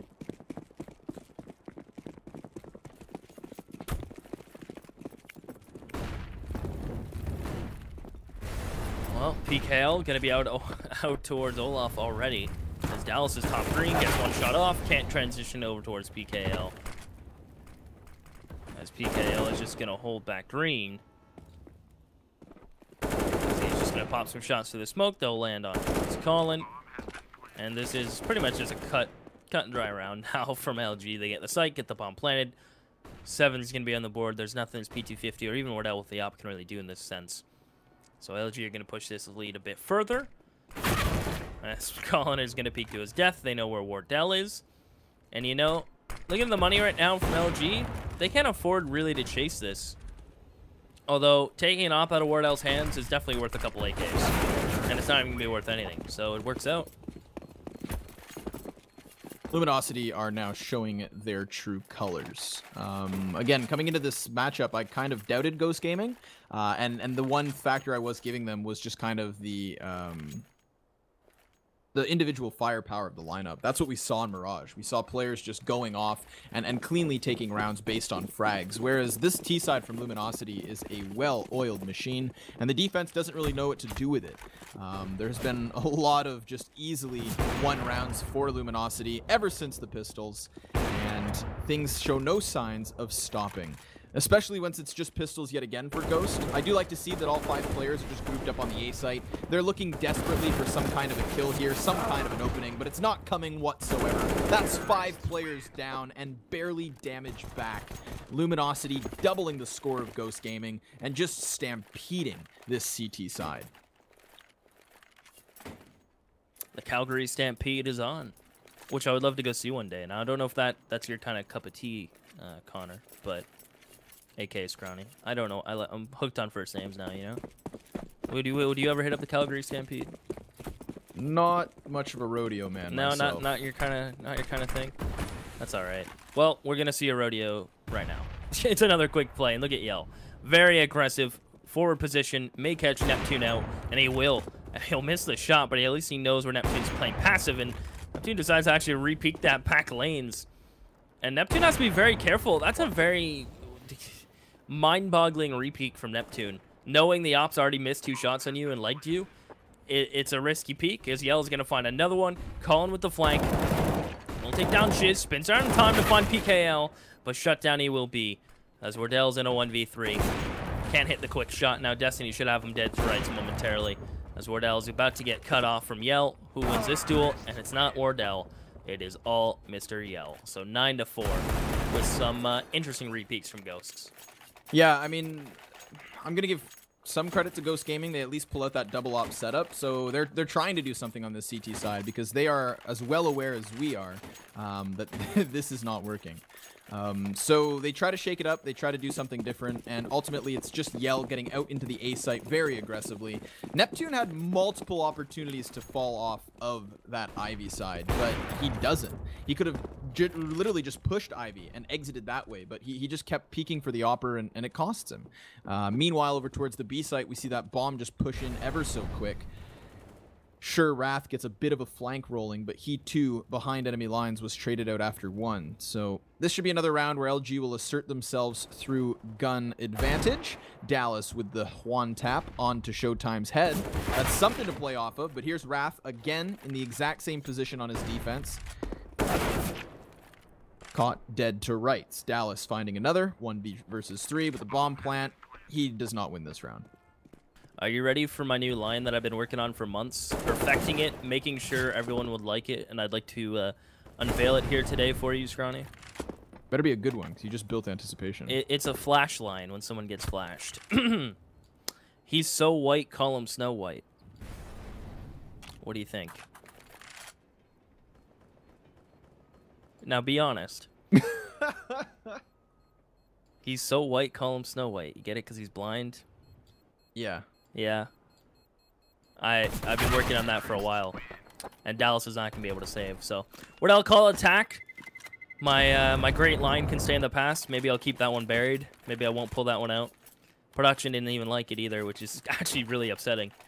So 10-4. There's your scoreboard as of right now. And keep in mind, Ghost Gaming will have a bye going into the final round. It's going to be a strong one. It's not kind of like you're forcing with pistols. It's a full bye, but LG have done a nice job of resetting Ghost once. Ghosts have only strung together with pistol rounds in the following rounds. Other than that, it's been all LG. Yeah, I mean, if you with the scoreboard up, you can see the visual representation of this half, one-sided, outside of the pistols, which are an anomaly of themselves. So there is that one round. The hard reset obviously hurts them. We've seen some transitions in the defense of Ghost. Again, they buy into that double op setup the one time that they can afford it. But at this point, we are 15 rounds deep. They call their tactical pause. They have now realized that things are going astray. And that's going to put them in a difficult spot to figure out what to change. I mean, the one time that we see success is when Wardell plays op on Ivy, and then right after the following round, we see Neptune reassume that position and Wardell go elsewhere. Which is kind of interesting to me because there has been op presence from Yell coming out of TCon time and time again. And one of the best ways to counter that aggression is to counter op him from the side of Ivy. If you even leave Neptune on Ivy to just smoke it off and play his rifle position like he generally does, at least give Wardell that direct line of sight into the T connector. It's one thing to be playing from Zed and waiting for the exit, but if the player who has the op on the T side doesn't extend themselves outwards, they can still kind of section off the defense. They can control the side of Train and Ivy. And if you want to deal with that, if you want to counter it actively, you have to have Wardell on Ivy's side. He is, of course, the player with 12 frags right now for Ghost Gaming, so it's not like he's absent. It's just that the entirety of this CT half has been quite lackluster. So it's hard for anybody to step up with individual prowess when the team in and of itself is outclassed. But Luminosity, after the pause, are just going to go barreling back to the A site. If it's not broke, don't fix it. And Dallas will find contact below. Destiny removes him as Shiz finds another. It's Wardell coming to life as he finds the 2K. 3v3 towards the site. Bomb dropped on the ground. Another quick play from LG. Bomb is down, though, so that's the one saving grace, as you mentioned, that Ghost Gaming really have going into this one. They have Wardell on Ticket Booth of the op. He's going to try to lock it down. Gets one nice peek as they line up for Shiz, but he can't find the bullets as Destiny 1v3, knows where both players are. He knows there's one site, knows where Wardell is. I think he has a good idea where actually every player is. It got called out by his teammate. But Connor, the walk push to back site, will get Ghost Gaming number 5. Now, if this was a T half from Ghost Gaming, you could say, all right, all in all, not bad. But on the CT side, it's almost lackluster. It may not be enough. But who knows with what Ghost Gaming may pull out on their T side. If they go for all-out aggression, they might work out for them in the end. If they go for kind of a passive kind of default holds and get an op in Wardell's hands early, anything's really possible. But LG just look really crisp on their T side. Rarely did they go in default slow plays. A lot of aggression, a lot of just out T-con very quick with a lurker in Ivy or a lurker coming down ladder. But it really, everything kind of went LG's way that they needed it to.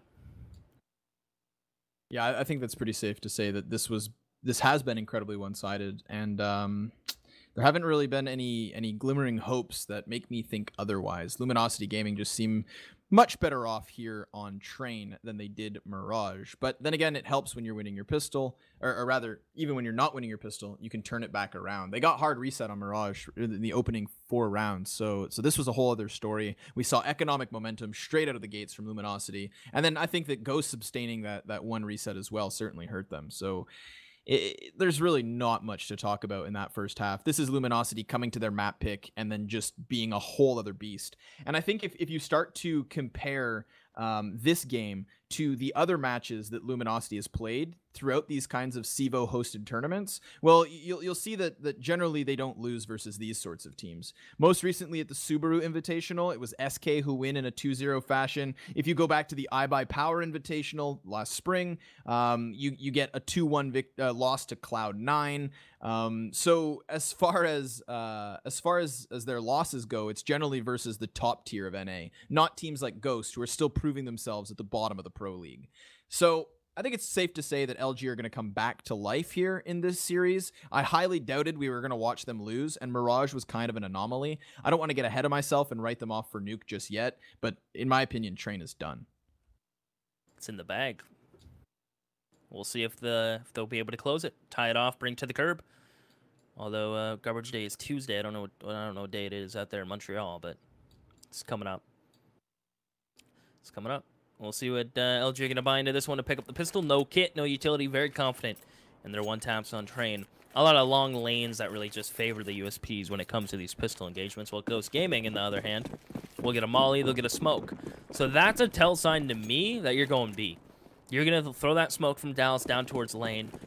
You're going to just run down ramp, get the bomb planted, and the GG molly will stay upper towards the upper connector, or upper door, excuse me. And the one thing LG have going for them here is the amount of players in Pop Talk right now. This is kind of what Ghost did in their pistol, except for they only had 2 players on the flank. So the difference as well is that nobody's watching for that ladder flank, which means Luminosity are going to be so hot on their heels once they exit in. This might hurt. We're going to see Ghost at least get towards the bomb site, but Showtime drops 2 in the process, and that's Neptune just leaving the bomb.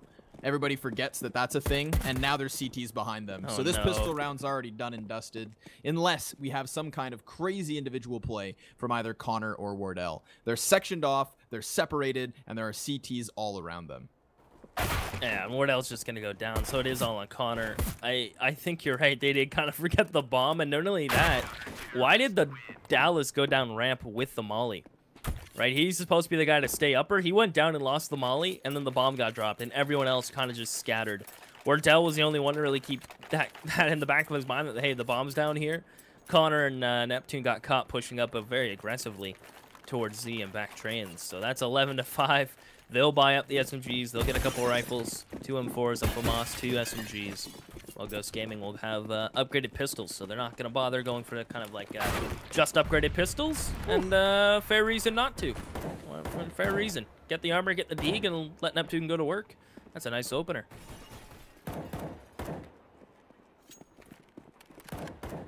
Yeah, Luminosity are a little worried now. Movement within the bomb site. I mean, they still have a huge gun advantage at this point, but being man down is never fun. At least they're able to control the weaponry. PKL's gun's not going to be going forfeited towards Ghost Gaming. They are still just on the quadruple Deeg 1 Tech 9. There's a flash in play as well for Colin, so if he can pop this properly on the site, then maybe Destiny gets caught above.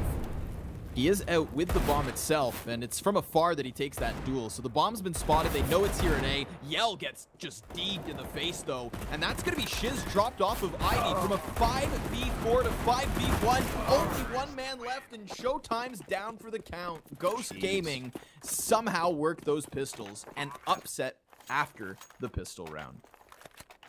Well, If Ghost Gaming are capable of one thing, it's definitely making the pistols work, especially Neptune. He shows you why. They hit him with a nice shot from PKL. You respect a nice shot when you get hit by one. And just running out connector, gets caught sleeping, and we'll get tucked in. So 11-6.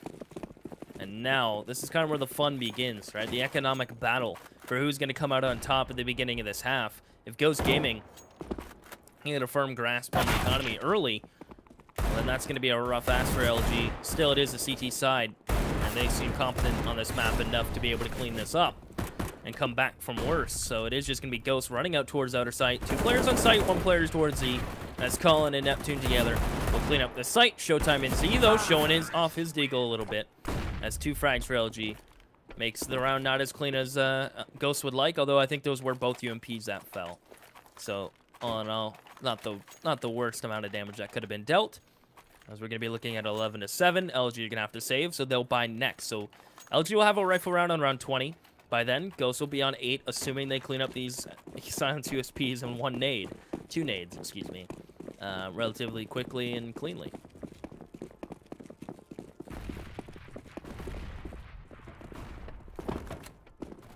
Neptune's going to just be leading the charge towards the A site. Destiny off of the USP finds 1, but there are CTs being spotted. Yell with another frag here, but now Ghosts are starting to get control. They're just going to overwhelm what remains of the defense. And again, this isn't as though Ghosts are asserting themselves through tactical prowess. It's just gunfights after gunfights and pushing on forward. Once we have weaponry for the CT side, it'll be interesting to see what comes of this. Now, the one thing I do put in the favor of Ghost Gaming in this particular round is that Wardell has his op. And again, you mentioned it earlier. If Ghost Gaming have the money to put Wardell on an AWP, they will give it to him, and they will put him in a position to try and open things up. So he's going to head straight for T-Con, and he's going to look for an angle towards the A site. Misses the first one, gets naded down to 58, so suddenly he's less of a threat. But Colin with a headshot to Yell over towards Ivy. He grabs the opener, and there's an additional player pinned. Shiz tries to fall out and will escape with 87 health, but the T side's coming to the A site, and they're executing now. Connor just runs out to E-Box. No fear with that smoke to the right of E-Box. Dallas gets caught jumping top trains. So the opening pick goes Ghost's way, and then they kind of get disjointed. Colin will bring it back to find Shiz. As Neptune works his way out, he catches PKL. PKL's not ready for this. Good work from Neptune. As they now have a man advantage, Showtime.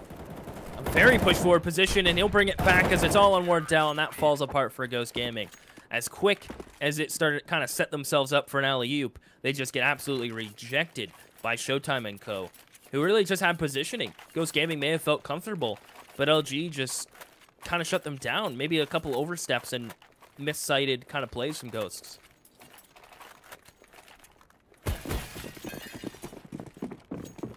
Now that hard reset, it's going to be back in question. We saw it really hurt Ghost Gaming halfway through their CT side, and with this kind of a buy from Ghost, you'd think we could write them off, but Wrath's already on the other side of the Pop Dog.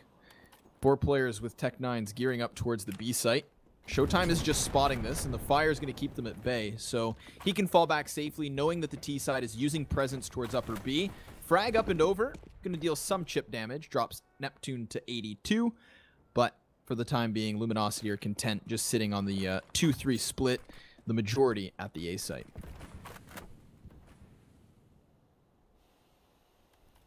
Colin, you can see him silent jumping over the smoke. Now, you may be wondering, why don't I see this used more often in the higher tiers of Counter-Strike? Well, I learned something the other day, Scrawny, and I'll enlighten everyone. Apparently, there's a command you type in console on LAN servers that makes every jump noise heard. So there is no silent jumps on LAN. Now, that may be incorrect, but that's what I'm told. So their silent jump works on LAN, or online, but not on LAN. So that's the reasoning. I don't know if that's entirely truthful in its words, but I've been told that from players that play LAN, apparently. It's one of those things where I just want to say, like, nah, you definitely hear them. But no, that's what I'm saying. Like, you don't hear them online, but you hear them on LAN because there's a command that's typed in. We'd have to double check that. Dallas with the Tech 9, overwhelmed Shiz. Destiny from the bomb site, playing the same position as Wrath's, to be able to find 1 frag, and Showtime takes another. So this is now 2 up for Ghost Gaming, one of which on the site, trying to find Destiny as he just rounds the boxes over and over, and then walks into the crosshair of the op. So Colin with the AK, 1 versus 3. trying to section them out. He's going to push back into the same angle, and it costs him.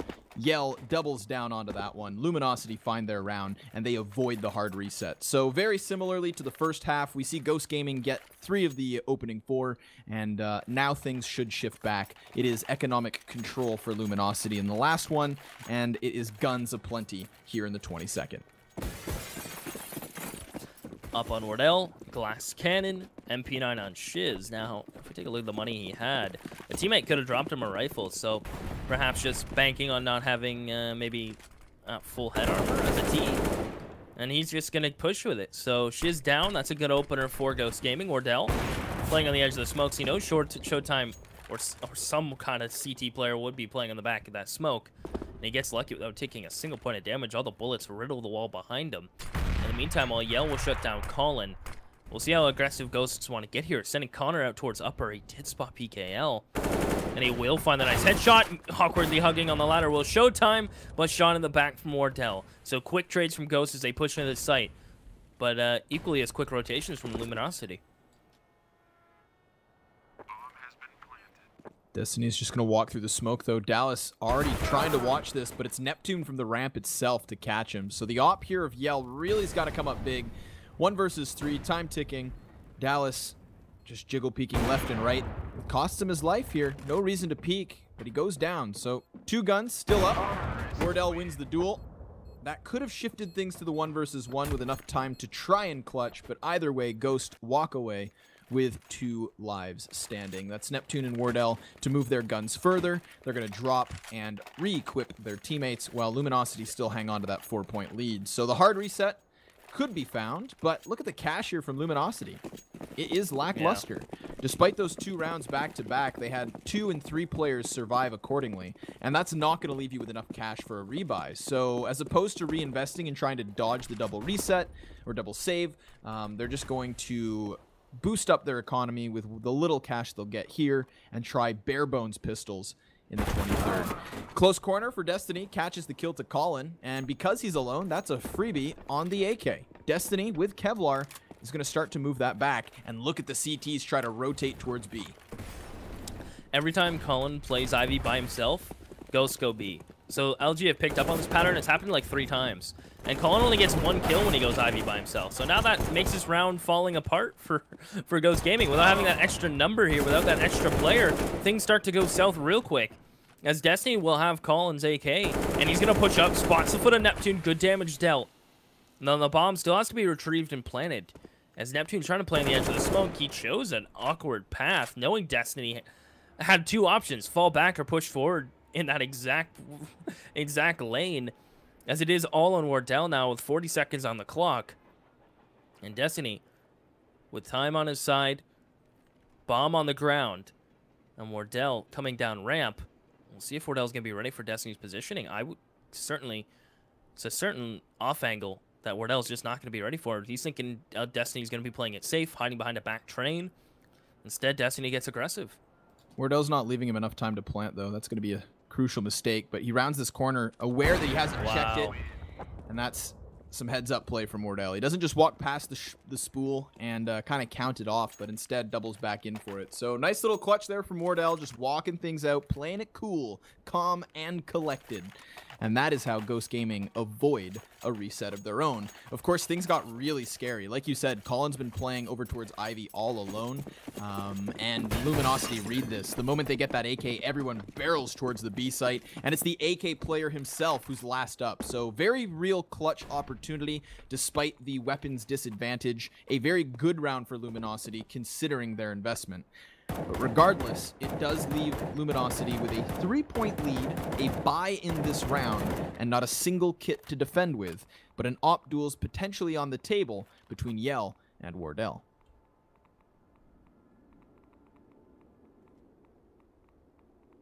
And Yell's just going to sit here. Wardell has changed his positioning from T-Con to go all the way up in towards showers and working his way towards ladder. He's going to right-click a flash. Be very surprised if he was the first one down there. Good return nade. Won't do any damage though. I love to see like nades like that as Connor's gonna hold towards upper brown. So default from Ghost Gaming. This time Colin just spotting Ivy from T-spawn just in case LG decide to get aggressive again. And look how much time Ghosts have dwindled off the clock, but the utility they've kind of taken out of LG's hands as well. Train is kind of a map where you use your mollies early, you use your smokes early, and then you typically, if you have a full buy, have a couple left over. But now LG have a smoke and a flash for a retake, or for using it at this point to try to keep Ghost at bay. But here comes Ghost's own smokes towards the outer site. Allows for Neptune to bang down Destiny. You know, damage dealt the other way. Colin is tagged. Shiz finds the frag from the back of Ivy, but that's showtime with a boost to deny the plant. Now Ghost in the open, 3 versus 4 with still Shiz to deal with, but the CTs fall away, and that's going to allow Neptune to activate the device. We are going to have LG coming in from Ivy side. All 4 players to the back halls, and that's where Yell, with the op, finds Wardell. So the duel goes the way of the Brazilians. Neptune down for the count as Yell finds yet another. Connor needs the 1v4. That would be oh so massive.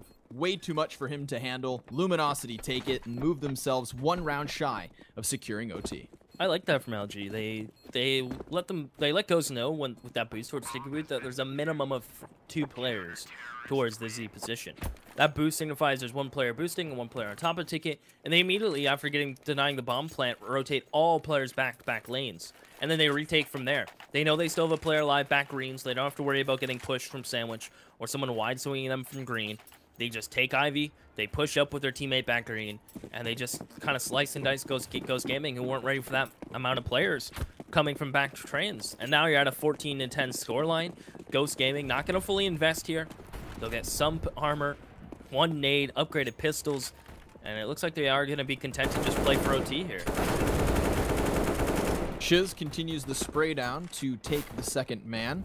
Neptune trying to fight his way out from Ivy. Will find a headshot off of the Tech 9, but Yell with a trade. And Colin, he's taking that bomb ever further towards the back of Old Bomb, where he's retrieved an AK and found another headshot. This is a 2v2, but PKL swings out and takes himself the frag. Wardell, with no Kevlar, is spotted, but not dead yet.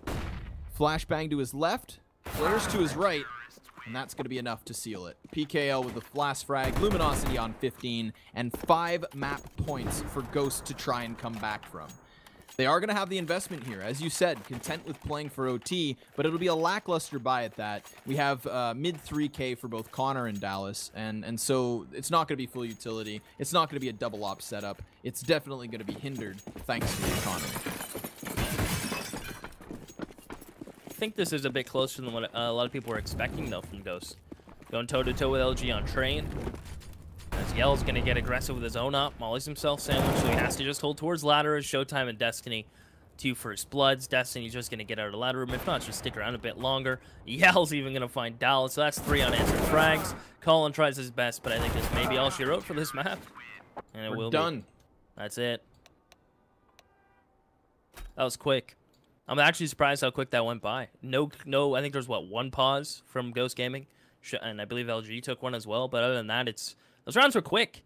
A lot of times on train, you'll see a lot of slower defaults on the T side, where you'll see a couple players Ivy, 1 player T-Con, a couple upper Brown. They'll go for the opener, try some cheeky stuff with boost-wise towards Ivy, or a peek towards T-Con, and then they'll regroup and go for executions. That's a lot of times what happens, or you send 1 lurker and then you flood out a certain part of the map and try to pull rotations. But that map was really quick. Yeah, we saw rapid aggression from Luminosity as soon as they got into the gun rounds on their T side. It was really them setting the pace that fast. I think once Ghosts switch over, the reason their rounds are fast is because they don't necessarily have complex strategies to fall back on. It's not like they can double fake or use kind of these like half executions to draw out rotations. Every time they would use grenades and push in, it was a full commitment on the site. So those rounds generally pass quicker.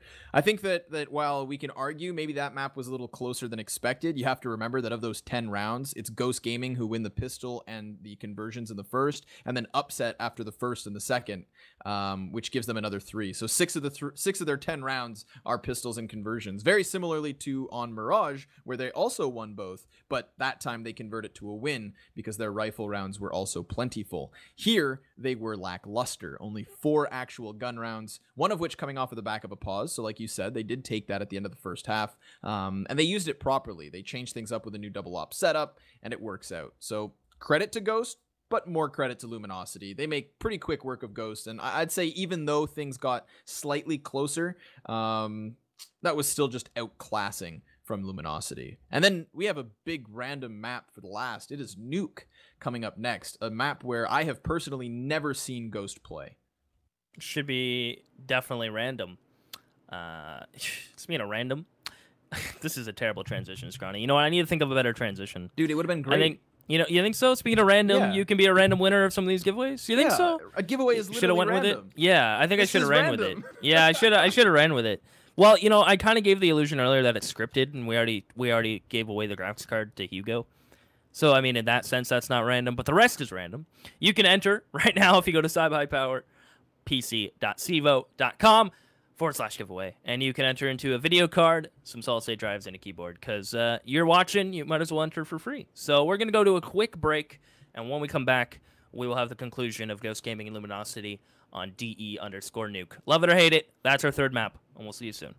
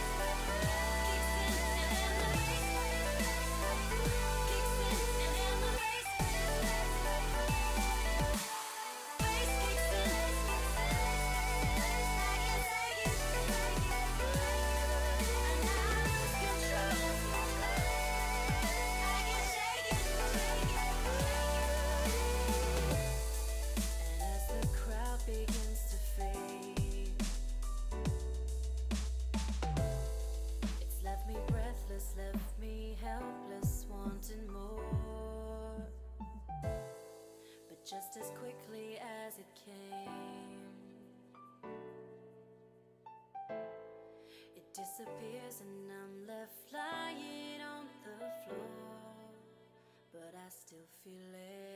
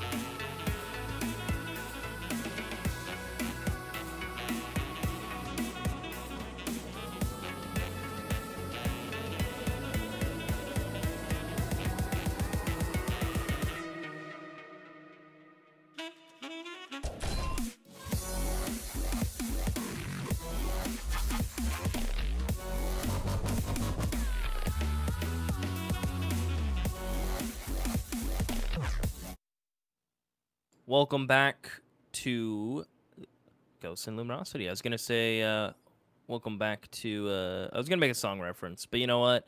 I'm not a very savvy person when it comes to references. No one likes my references. I always get made fun of. So I think I'm done trying, Scrawny. You know, you didn't like my as white as, you know, I'm done, man. I'm hanging up the reference game. That's all you now. I'm just not one for Disney princesses, that's all. Well, you know, what about the dwarves? They're pretty cool. People like Hobbit. There's dwarves in that, you know? Dwarfs aren't hobbits. Same thing, dude. No, They're short. What do you mean? Tolkien would be rolling in his grave. I'll probably get a DM. No, I mean the author, not Tolkien fanatic. The author of Lord of the Rings. Then I won't get a DM then. Luminosity Gaming. Gonna find... Wait, hold on. That's not them to win. The scoreboard's backwards. So that's Ghost on the knife round of Nuke. At least getting to choose their side. Again, we kind of alluded to this earlier on. I think that, personally, Ghost Gaming are going to be outclassed on these more strategic maps. We actually saw them clash quite healthily versus Luminosity on Mirage. The individual play was certainly there from Ghost. And even towards Train, it shimmered through every once in a while. But the executions, the counter nades, and the rotations were just so much better from LG. And that's something that can be easily abused on Nuke. So I put Nuke on the same page as Train, and hopefully Ghost can prove me wrong. Where do you stand? Honestly, to be honest, LG don't play this map often. And Ghost, as you said, you've never seen him play this map. So I think anything's possible. And what if the whole time, this has just been a pocket pick from Ghost? They don't ban it, but they don't pick it. But they've practiced it, you know? They kind of just slid it in there. It's the unknown.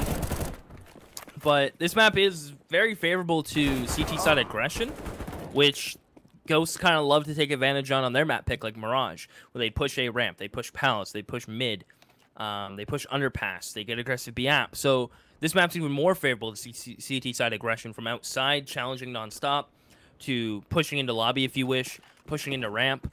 And there's still a very viable map for Wardell to kind of just float around and float around like a bee and sting like one as well. So really, this map, in the sense of the aggression side of things, it could lean towards Ghost's side, but at the same time, LG have been looking a lot better since they played on Train. I think they're feeling good, they're feeling crisp, they're hitting their shots. But I think this one's almost a coin flip. I think this one's almost difficult to predict. I think it's impossible to predict. I mean, there's literally there's no basis of a stat here for Ghost Gaming on Nuke. This is an incredibly unknown entity. And again, they're coming in with a roster that's not their solid 5. It's not a cohesed unit. It's a mixed bag, so to say. And that's certainly not going to favor them. I mean, even if LG aren't the most prevalent of Nuke teams, they're at least a team in and of itself, which is certainly going to help them, at least with communication. And they should have at least positioning set for this kind of thing. It's still a competitive map pool, so they got to get in on it. But, yeah, I mean, there's not really much to talk about as far as this matchup goes. It's going to be a very unknown quantity. What isn't unknown is the product of our giveaway. CyberPowerPC.cvo.com/giveaway, and that'll give you guys your opportunity to win some free stuff, including a graphics card, solid state drives, that's plural, 3 of them, and also an RGB mechanical keyboard. So you guys are waiting for this game to ready up, seeing as somebody has not readied on the side of Ghost Gaming. And while you wait, please do go ahead over there. It's really in your own interest. And if you guys think you are able to predict something that I can't believe in, then go ahead and head to cyberpowerpc.cvo.com/predictions. That's where you guys can enter in your chance, or rather even not a chance, but rather a competition in predicting the outcome of this tournament. And there, you guys can actually win some CyberPowerPC jerseys, which I think are super cool. You can also still get keyboards and mouse pads and all that good stuff. But that's a competition and not just a giveaway. So a little viewer interaction to keep you guys occupied before this map does go live. But we are still waiting on that 10th player, of course.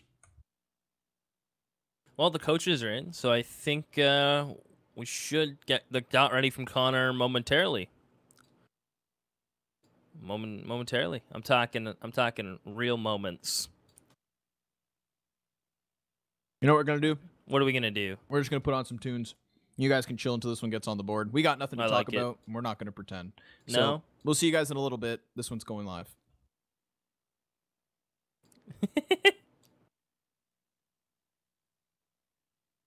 Hey, I hope you guys enjoyed the tunes. We're back. The break wasn't too long, but we're good to get this one started. That was some good music. I liked it. Good job. I like it. You know, and now don't ask us what song that was, because we don't know. We really don't. It was Sound of Silence. Ooh, that's a good one. That's actually, I like that song. That is by, I forget their names. Now I'm going to hate myself. Two men. Simon and Garfunkel? That's it. There we go. Also a very good rendition done by Disturbed.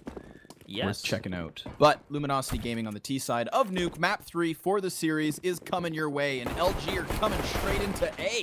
That's going to be Destiny with the opener and a double as well. On to Neptune. Dallas coming in from the heavens is trying to pop skulls, and on the flank is Wardell. But the bomb's not yet planted in the 4 versus 2. LG holding control of the site, but Wardell still being a nuisance as he finds 2 frags and a third. Wardell off the pistol turns this one on its head. Jeez. And speaking of heads, Connor finds the last.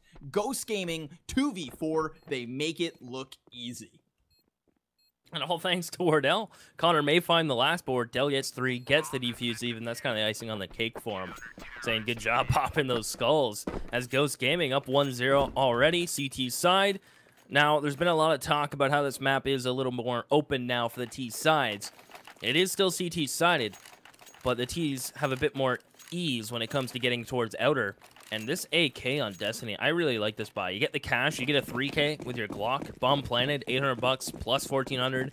Destiny goes right into the AK. Now, I would have liked even more if he traded with Showtime, because he doesn't have that head armor, right? And there's SMGs across the board for Ghosts. Maybe I'm nitpicking.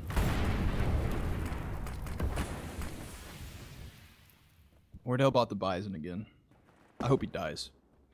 Not to be rude, but he needs to learn the lesson. It didn't work out on Mirage. Why would it work out here on Nuke? I mean, his positioning as well was over towards ramp, but he falls back to the B site, so he needs to put himself in a great position to make this work. Connor does not. He puts himself in a position to forfeit his gun over. Yell gonna get his hands onto the ump, and Shiz catches the headshot to Dallas, so Wardell's certainly gonna feel the heat as he gets pinched from both directions in an attempt to hold the B site. Neptune towards ramp is at least able to grab 1 frag because he's coming in from behind the terrorists. He takes another on to Destiny, but PKL will quell that threat, and it's a 2v3 in favor of LG. But Colin with another headshot thanks to the MP9 leaves Wardell 1v2 with what else than a Bison. And this is where the buy kind of hinders it, right? Like, it's a good buy if the Luminosity with the bomb planted did the typical thing here where they full save.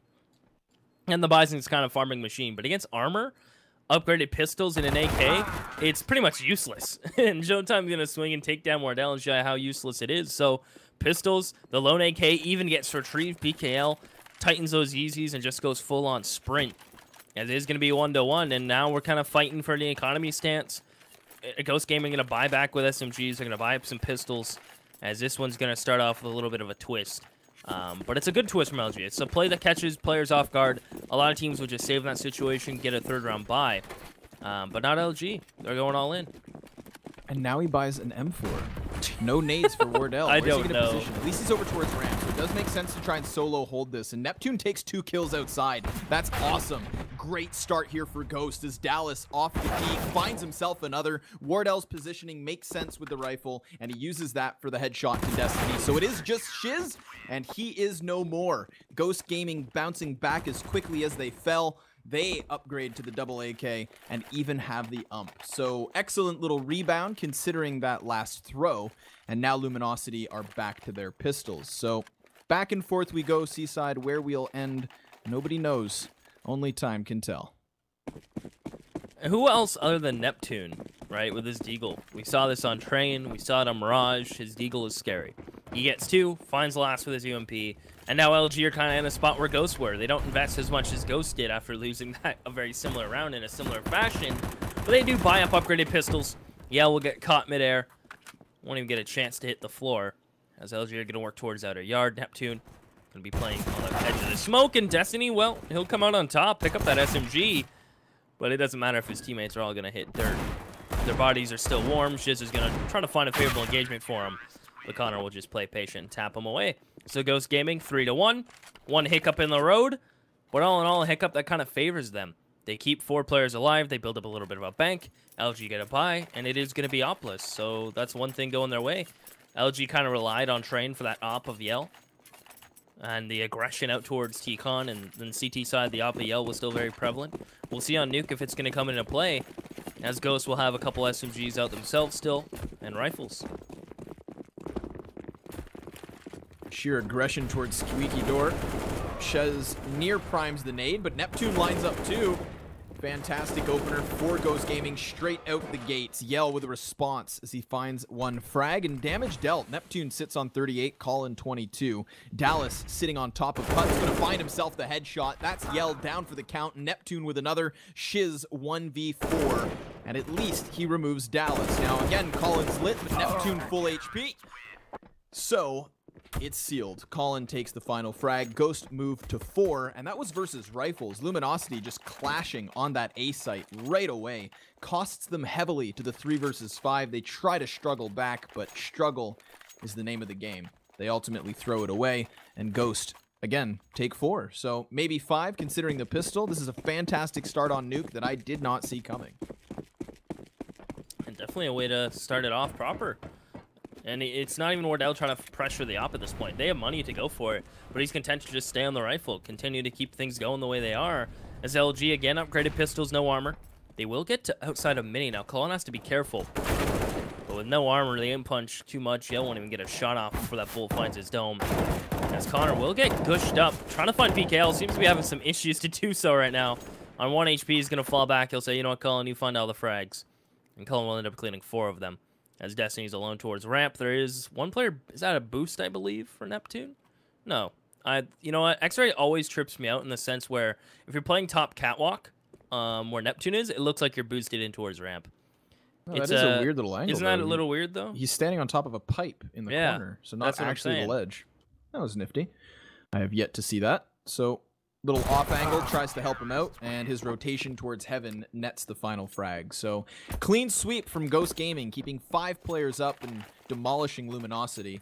But, of course, as expected, it is now the gun round from LG, so they should be in a little more form. However, losing 4 consecutive rounds and doing such little damage to Ghost puts them in a prime spot to continue buying, regardless of the outcome here in the next few. Meanwhile, LG, they've bottomed their coffers to invest into this, and economic struggle could be their future if they're not careful. Neptune to the upper A site, gets smoked off, so he's going to chuck some utility here. Luminosity doing a good job of creating some questions, and over towards the outer yard is where they will push, bomb included. Destiny playing anchor towards Squeaky Door, but it's Wardell with the opening frag off of the AK. Connor takes the trade. PKL is down, but Yell finds another. Dallas as well chiming in with a frag, but it's a 2v1 now as Ghost Gaming come out with the man advantage. Ghost Gaming send 3 players towards outer, and then they catch Destiny coming out towards Squeaky by himself. Great round from Ghost Gaming, some aggression to just keep LG honest, to keep them back. They know how much LG like this outer control and how much they like to pressure it, from going there on ecos, from going there when they only have pistols, to going there when you have full buys. And Ghost Gaming this time going to keep them, you know, the next couple rounds.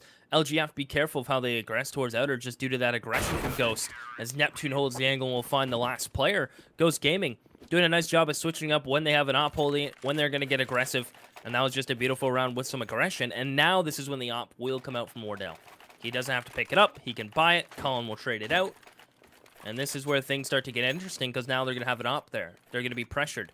LG are going to buy here. That's interesting. Yell. I don't know if he meant to do that because his teammates are saving here. Curious turn of events, but it could be just the Catalyst AK in play. He is going to position himself towards ramp alone, so the entirety of LG going elsewhere. Connor finding PKL to start things off. Showtime still to the top of Silo, trying to duel back here, but the trade is not found yet. Neptune takes Shiz, 5 versus 3. Sure, the AK is still in play, but the other 2 teammates for Luminosity are heavily lit. Destiny has gotten down from the B site, so we might actually find Wardell for free. And seeing as Dallas has also been spotted, they know where both are. The P250's got to come up big. Wardell gets dinked. Wardell goes down. Dallas tries to find the trade through the barrier. He takes the kill, and Colin finds the AK. That is 4 players standing at the end of the round for Ghost. The AK doesn't pay off on Luminosity, and a 6-round lead now for Ghost Gaming on Nuke. Again, this is the CT side of Nuke, so you could argue it's favored, but Luminosity, they need to get something rolling because it's gun round after eco that just don't go their way.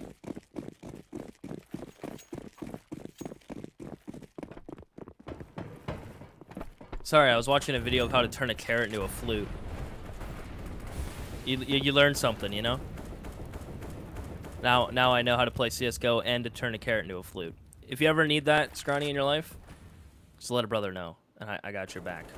LG low in utility. They used some smokes early. Connor, again, though, some aggression behind it.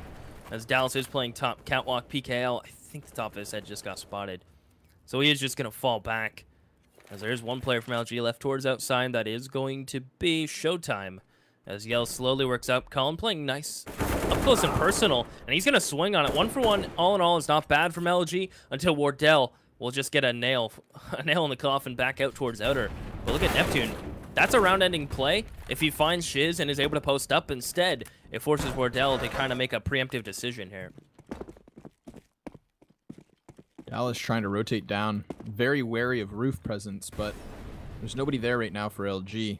They are still keeping themselves outside of ramp, outside of lobby as well, so they're not making a commitment whatsoever. And right now the defense on A is incredibly weak. They could take it for free. We've got Dallas and Wardell both bottled up next to the vents. Dallas goes down to decontamination. Connor, meanwhile, has just irked his way all the way back towards CT spawn, and while he could go up to heaven, he needs to be cautious of ramp. They have no clue where Luminosity is right now, and Wardell's in such a bad spot with this op, unless somebody peeks him. But he's seeing a whole array of nades, and he tries to go for the no-scope, a little too flashy for my liking, costs him his life. Dallas comes up behind, and he gets caught on the ladder, so he too toppled. Connor 93 in a 1v3, near finds the spray transfer, but it's not the case. Luminosity, in a nice mid-round fashion, execute late to the A site, catch the defense out of position, and ultimately win the round. They finally get a second onto the board, but they have to avoid the reset. Yeah, it was costly. They lose 3 members. A reset will be detrimental, especially so late into this halfway hour run, round number 10. And you're just going to see another full buy from Ghost, no problem. They can even buy in the next round. So they're going to be feeling okay, and it looks like it may be a quick play. Yell's running towards Squeaky, opens it up. Good molly, as he's going to burn for this. Down to 44, ends up not spotting Colin and the end of it. Now, if he finds a shot on Colin, a frag, or even a leg, that may be arguably worth it, as he will spot Colin a little delayed, as Neptune's going to be playing top putt with Dallas in heaven. So a good setup. Wardell's towards ramp. They have one player, that's Connor, spotting towards outside. Very safe outside of hell, as that's a missed flash and a missed shot. As LG slowly but surely gain a little bit of map control across all sides of the map, to be honest, actually.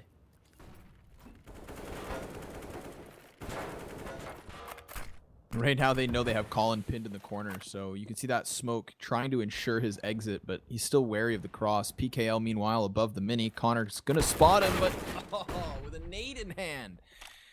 Timing is one hell of a mistress. But that works out for LG. They get the 5v4 they'd hoped for. Colin's still pinned in this corner. Now, the smoke may make them think it's clear. So Destiny finding a frag turns his back to it. That's exactly what they need. Raft with 2 frags before PKL will trade. Back to the 2v2, turn 2v1. Wardell on the op, finds the first shot, but can he take the second? Frag grenade softens him to 59 health. PKL on 39. But both players going to buy their time with 20 seconds left to play. Now, there's only a flash for Wardell. He does have the kit, but the op still on his back means he needs the 5-7. And we know how pistols play. PKL backing up, though. He's going to find the angle, but he turns his back, so he doesn't see it. Wardell spots him. How does Wardell get him out of this position? 3K for PKL. Wardell's just going to be so quiet as he walks down. Can't make a peep. He knows exactly where PKL went to. Going to check it. Easy kill for Wardell. And that's such a smart play from Wardell. Now, I don't know if... I noticed this, and I'm like, that's an interesting play from Wardell. He jumped while in heaven to make the falling noise, to make PKL think he went down the ladder and jumped off ladder to land on the floor.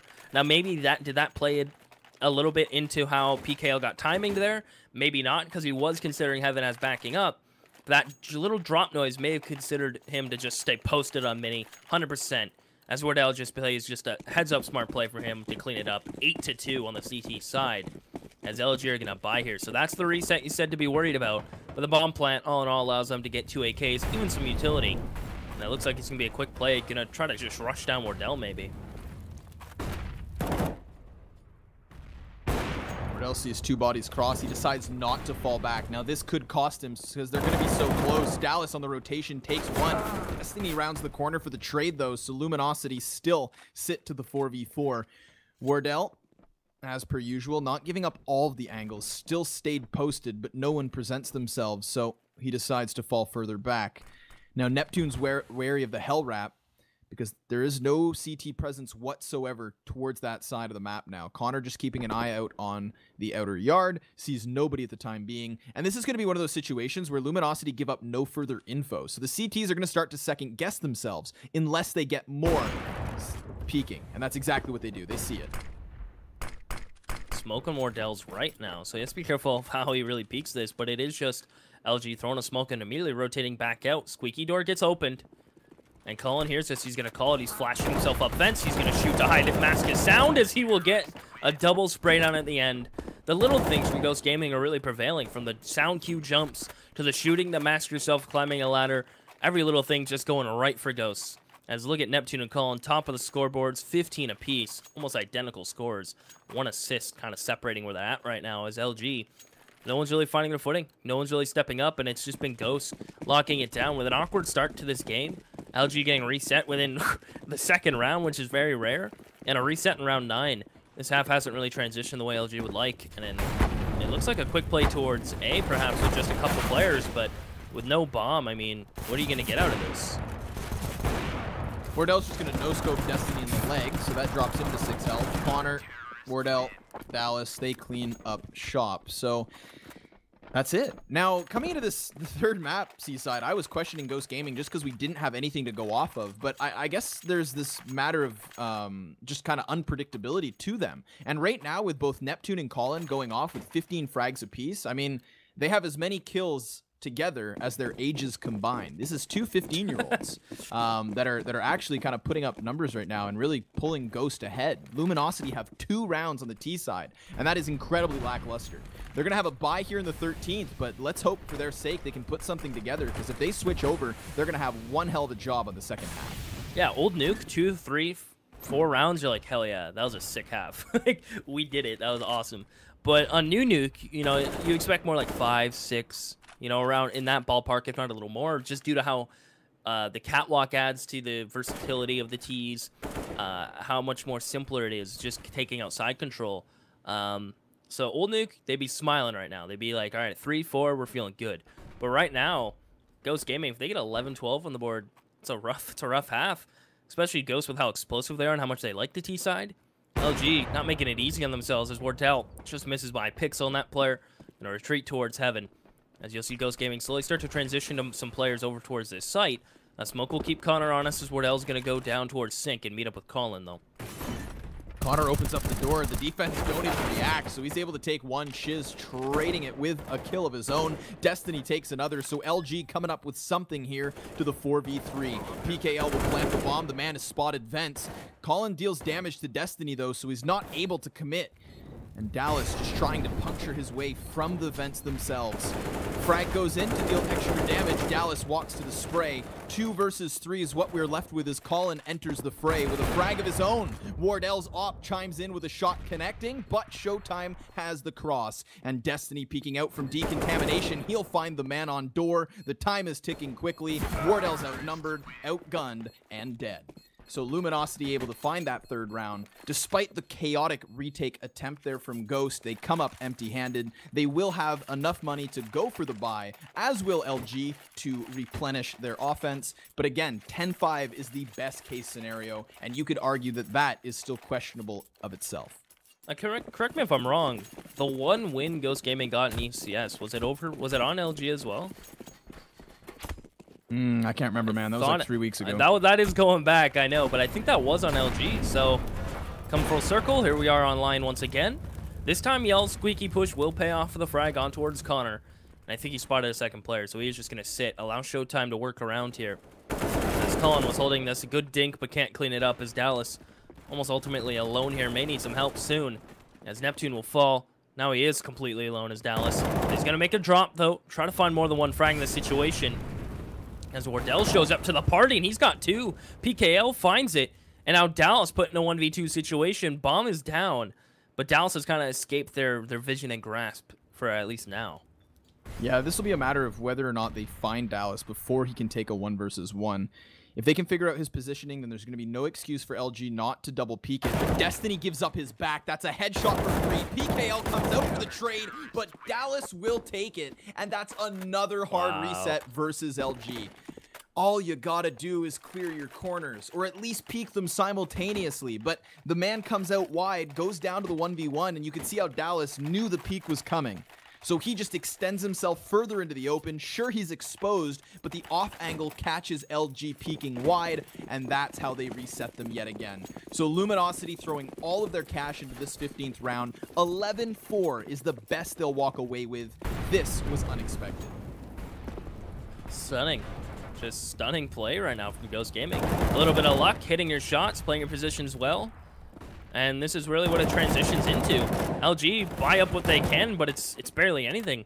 And Ghost Gaming with a man advantage right off the get-go here. Colin gets caught jumping across with Dallas, but look at the damage dealt to Destiny and PKL. LG are kind of getting shut down. Wardell's even getting so fancy to go for some wall bangs. I'm surprised he's not continuing to just lay those out. He's trying to bait someone to peek them, perhaps. As it looks like Showtime is going to work his way in towards ramp, but LG just going to sit right now with lobby control. That's where Dell's about to have some uninvited guests. Even a little bit of pre-fire there. He knows there's some players coming his way. As they're going to try to play the high ground here, try to double push him with pistols. No scopes off, and Wardell, I mean, he kind of baited himself into that one as the trade frag comes through from Connor, but we're in a 2v2 somehow all of a sudden. Eastside should group up and trade frag. That's what I would call. PKL is able to win the duel versus Colin, so that's something to work off of, but PKL is still untradeable here. His position is known. Connor dodges the flashbang, but the smoke will cover for PKL. He exits down to B, so now they pinch from 2 directions, and Showtime takes the plant. Connor 93.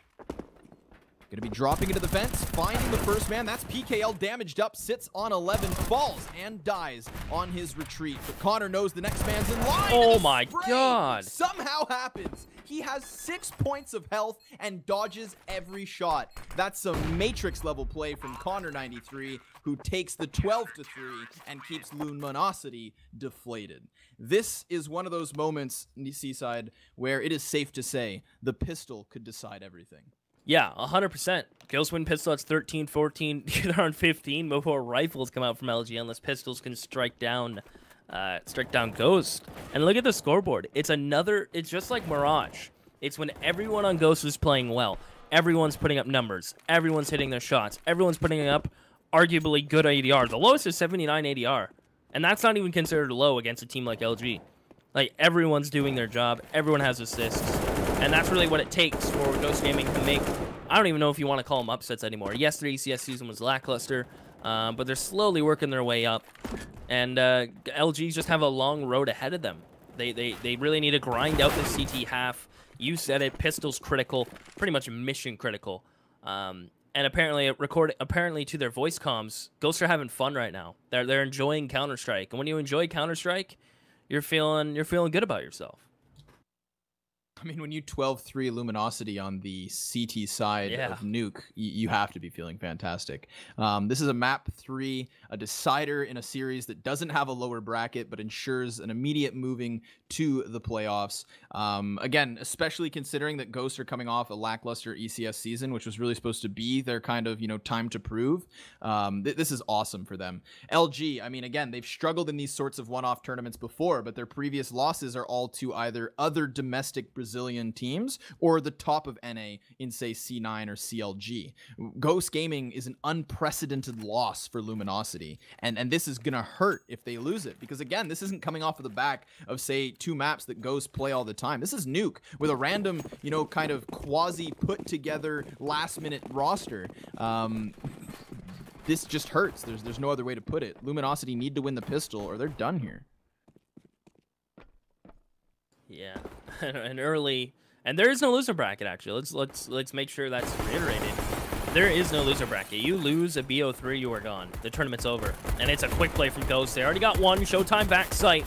Ultimately needs some assistance in this spot as he's going to get swarmed, neutralized, and down. As Shiz will give himself 20 damage to make it even a little more interesting. He can't take a gush anymore. He falls down ladder. Destiny from lobby. So they got them. They're poking and prodding from 2 angles as Shiz. And Destiny's still a man down as it's all on Destiny. And Wardell swings it out 13-3. And that is just a dominating pistol round to send Ghost even higher to the stars. As they're going to get AKs, SMGs, and LG will be stuck on a scout and upgraded pistols. Colin is 21-10. He's a young fragger. He is just a madman. I mean, I saw his LAN debut at the last LAN finals of the ESEA Mountain Dew League. And even then, when Enigma 6 didn't find a victory in the tournament, he was still putting up consistently like 25 frags every map. That's the scary part. It doesn't just have this one-off performance here or there. He is consistent. And now you take him out of his regular team, you remove him from Enigma 6, throw him on Ghost, essentially just a stand-in, and here he is again on the 2 maps that they're about to win. He single-handedly throws up crazy amounts of damage. It's incredible to watch. This kid's the real deal, as far as I'm concerned. LG in this game gonna have some pistols. They've already lost a man as we find Ghost just take control of outer yard. Destiny looks away at the worst possible moment. Connor rounds the corner, takes the next to PKL, and this round is done with, unless these last 2 players of the Luminosity can come up big, and one of them has already died. Well, Shiz, 1v5, your moment to shine. As he, okay, 2 damage to Orbital, can't find him, 4 HP. As Ghosts are going to be 2 away from locking this one out, 1 away from match in series point. And they may just put the final nail in the coffin soon into LG, who ultimately, you're down 14-3. You can argue to buy here, you can argue a save, but it's a long road to OT. And maybe forcing here is the way to start it off? No, just 1 flash. So look for a stack, look for a push. But it's a lot to ask right now for LG. Just Ghost Gaming just did such a good job on the CT side. They set themselves up beautifully here on the T side, which arguably, again, is not the stronger side on Nuke.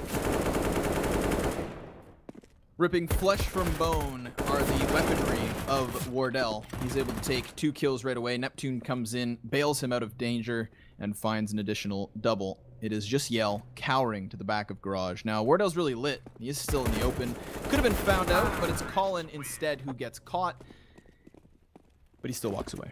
18 health for him, 20 on Wardell. Everybody's fine for Ghost Gaming. And that leaves Luminosity with a casual 12-round comeback. Casual. Easy for Brazilians. Seen it before. We've seen 15-1 comebacks. So really, anything is possible in Counter-Strike. It takes Ghosts just getting down on themselves, LG stringing some rounds together, and then just trying to press the issue because they know they're 1 away from getting it. And the next thing you know, LG's at 15 as well. Wardell, though, through the mollies, through the fire and flames, out window. That is such a ballsy play, and he'll get punished for it. Shiz, close door, gets caught picking up, but good thing he has teammates. As all of a sudden, they'll go spring it within 1 frag. But the damage has been dealt. Connor gets down vents. So he's going to be there by himself. I think LG have a good idea of where he's at. He snuck to. So Connor down to 39. This should be LG's 4th. As they at least take 1 step forward towards slowly working their way to 15. Unless Connor has something to say about it. Got a minute to play off of. Still has some utility. If he had a full health bar, then I would say maybe he can pick up 2 of these kills or luckily push himself into a bomb site. But at this point, it's a matter of time before he should be trade fragged. I mean, we look at the positioning coming in from LG. Showtime's actually on the A site waiting for the heaven push. So if Connor walks up into this, then he'll certainly be dead. Now, Connor seems to want to take ramp, and if he were to head down to the B site, then we have to realize that LG have no defense here. Yell's sitting over in Mini. Destiny over towards Squeaky side, so B is for the taking. If Connor can find a plant, that'd be fantastic, and they should still walk away from this with a positive note. But at the same time, 1v3 retake, he still should lose this round.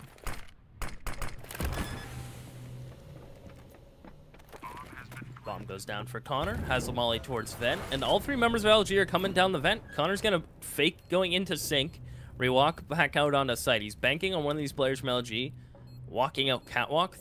This Connor is now going to open Squeaky, and, you know, he had to try something. He had to be a little cheeky about it. Instead, Showtime will just take him down through the door. So 15-4. This is, you know, not bad to start off with a rifle round, but look how much money Ghosts have really farmed with those SMGs. $9,500 on Wardell. That's money. That's an op if he wants it.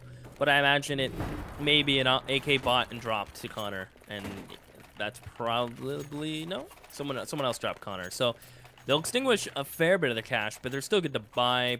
I think they'll still buy next round, even just based on like the big lead they have here. Yeah, for sure. So, you know, it's gonna take a while for LG to break this. They're gonna have to just keep their head up, and more importantly, keep their economy at least on the rise. So that's 1 down and 11 to go. LG tasked with a mountainous opportunity. Gonna have the boost over towards the Twinkie. Connor is on top. Neptune's boosting Wardell, so we can just kind of pry for information and give support for Connor's push. There is a man over towards Secret. PKL catches the better of Wardell. The timing pans out to Luminosity's favor. So a 5 versus 4, turn 5B3.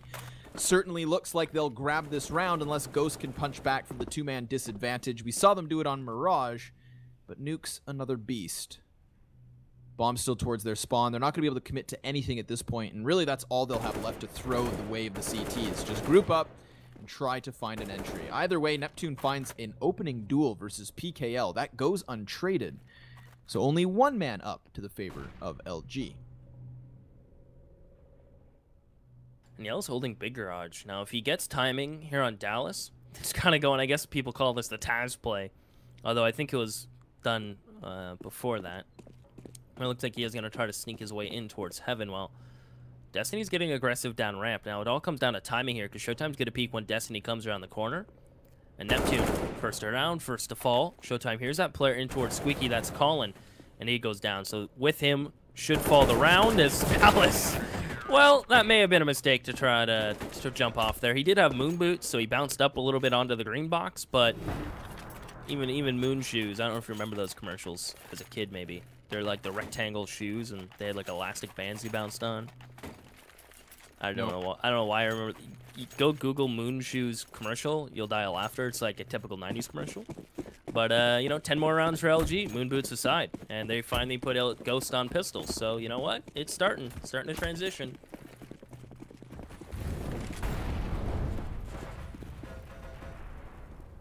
Only pistols, full utility. This is actually a lot of money being spent here from Ghost, so I want to see a lot of this utility being used before any of their players die.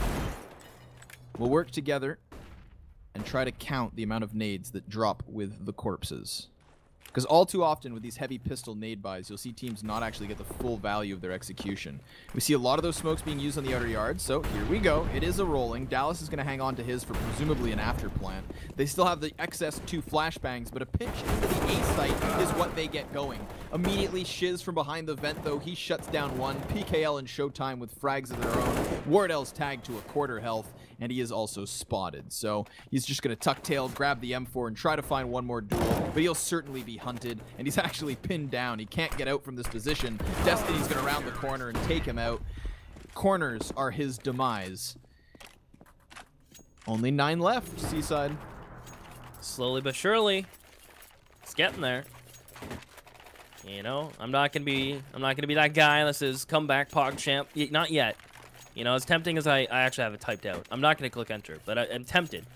It's slowly working out now. Ghost Gaming, though, the ops back out on Wardell, so that's a scary prospect. AKs, utility. Connor, Neptune, Dallas, a little light on the hips when it comes to utility.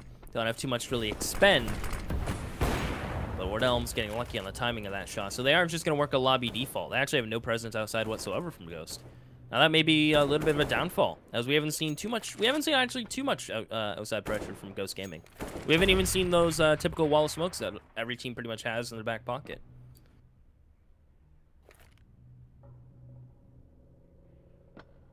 Be cautious with this shoulder peek. Destiny just wants the information, but doesn't want a round to the head. Wardell, thanks to Dallas's cross, goes for the shot, but it does go astray. So Destiny's still fine on this angle, but he knows better than to peek his head around that corner.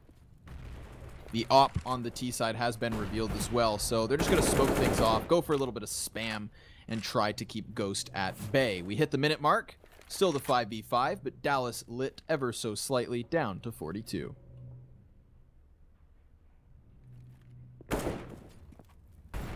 Destiny just going to be playing this headshot angle pretty much, a little off angle, just trying to catch someone as they cross.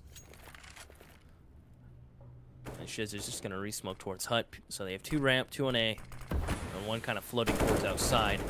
So smoke will pay down a little bit. A good nade onto Destiny. PKL full blind. They're not going to commit to this. Connor comes out a little late, and it gives time for PKL to re-aggress and re-peek, as Wardell even gets cleaned up through the smoke from Destiny. So 2 unlucky things transpire as Dallas and Neptune, all of a sudden, the only 2 standing now for the American side, as Dallas seems a little lost. Good thing Neptune's not, as it's all on Neptune in a 1v3. Gonna try to tap the bomb.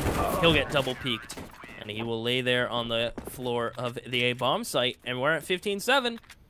1 round at a time. Ghost Gaming gonna have to take a pistol buy here. 8 to go.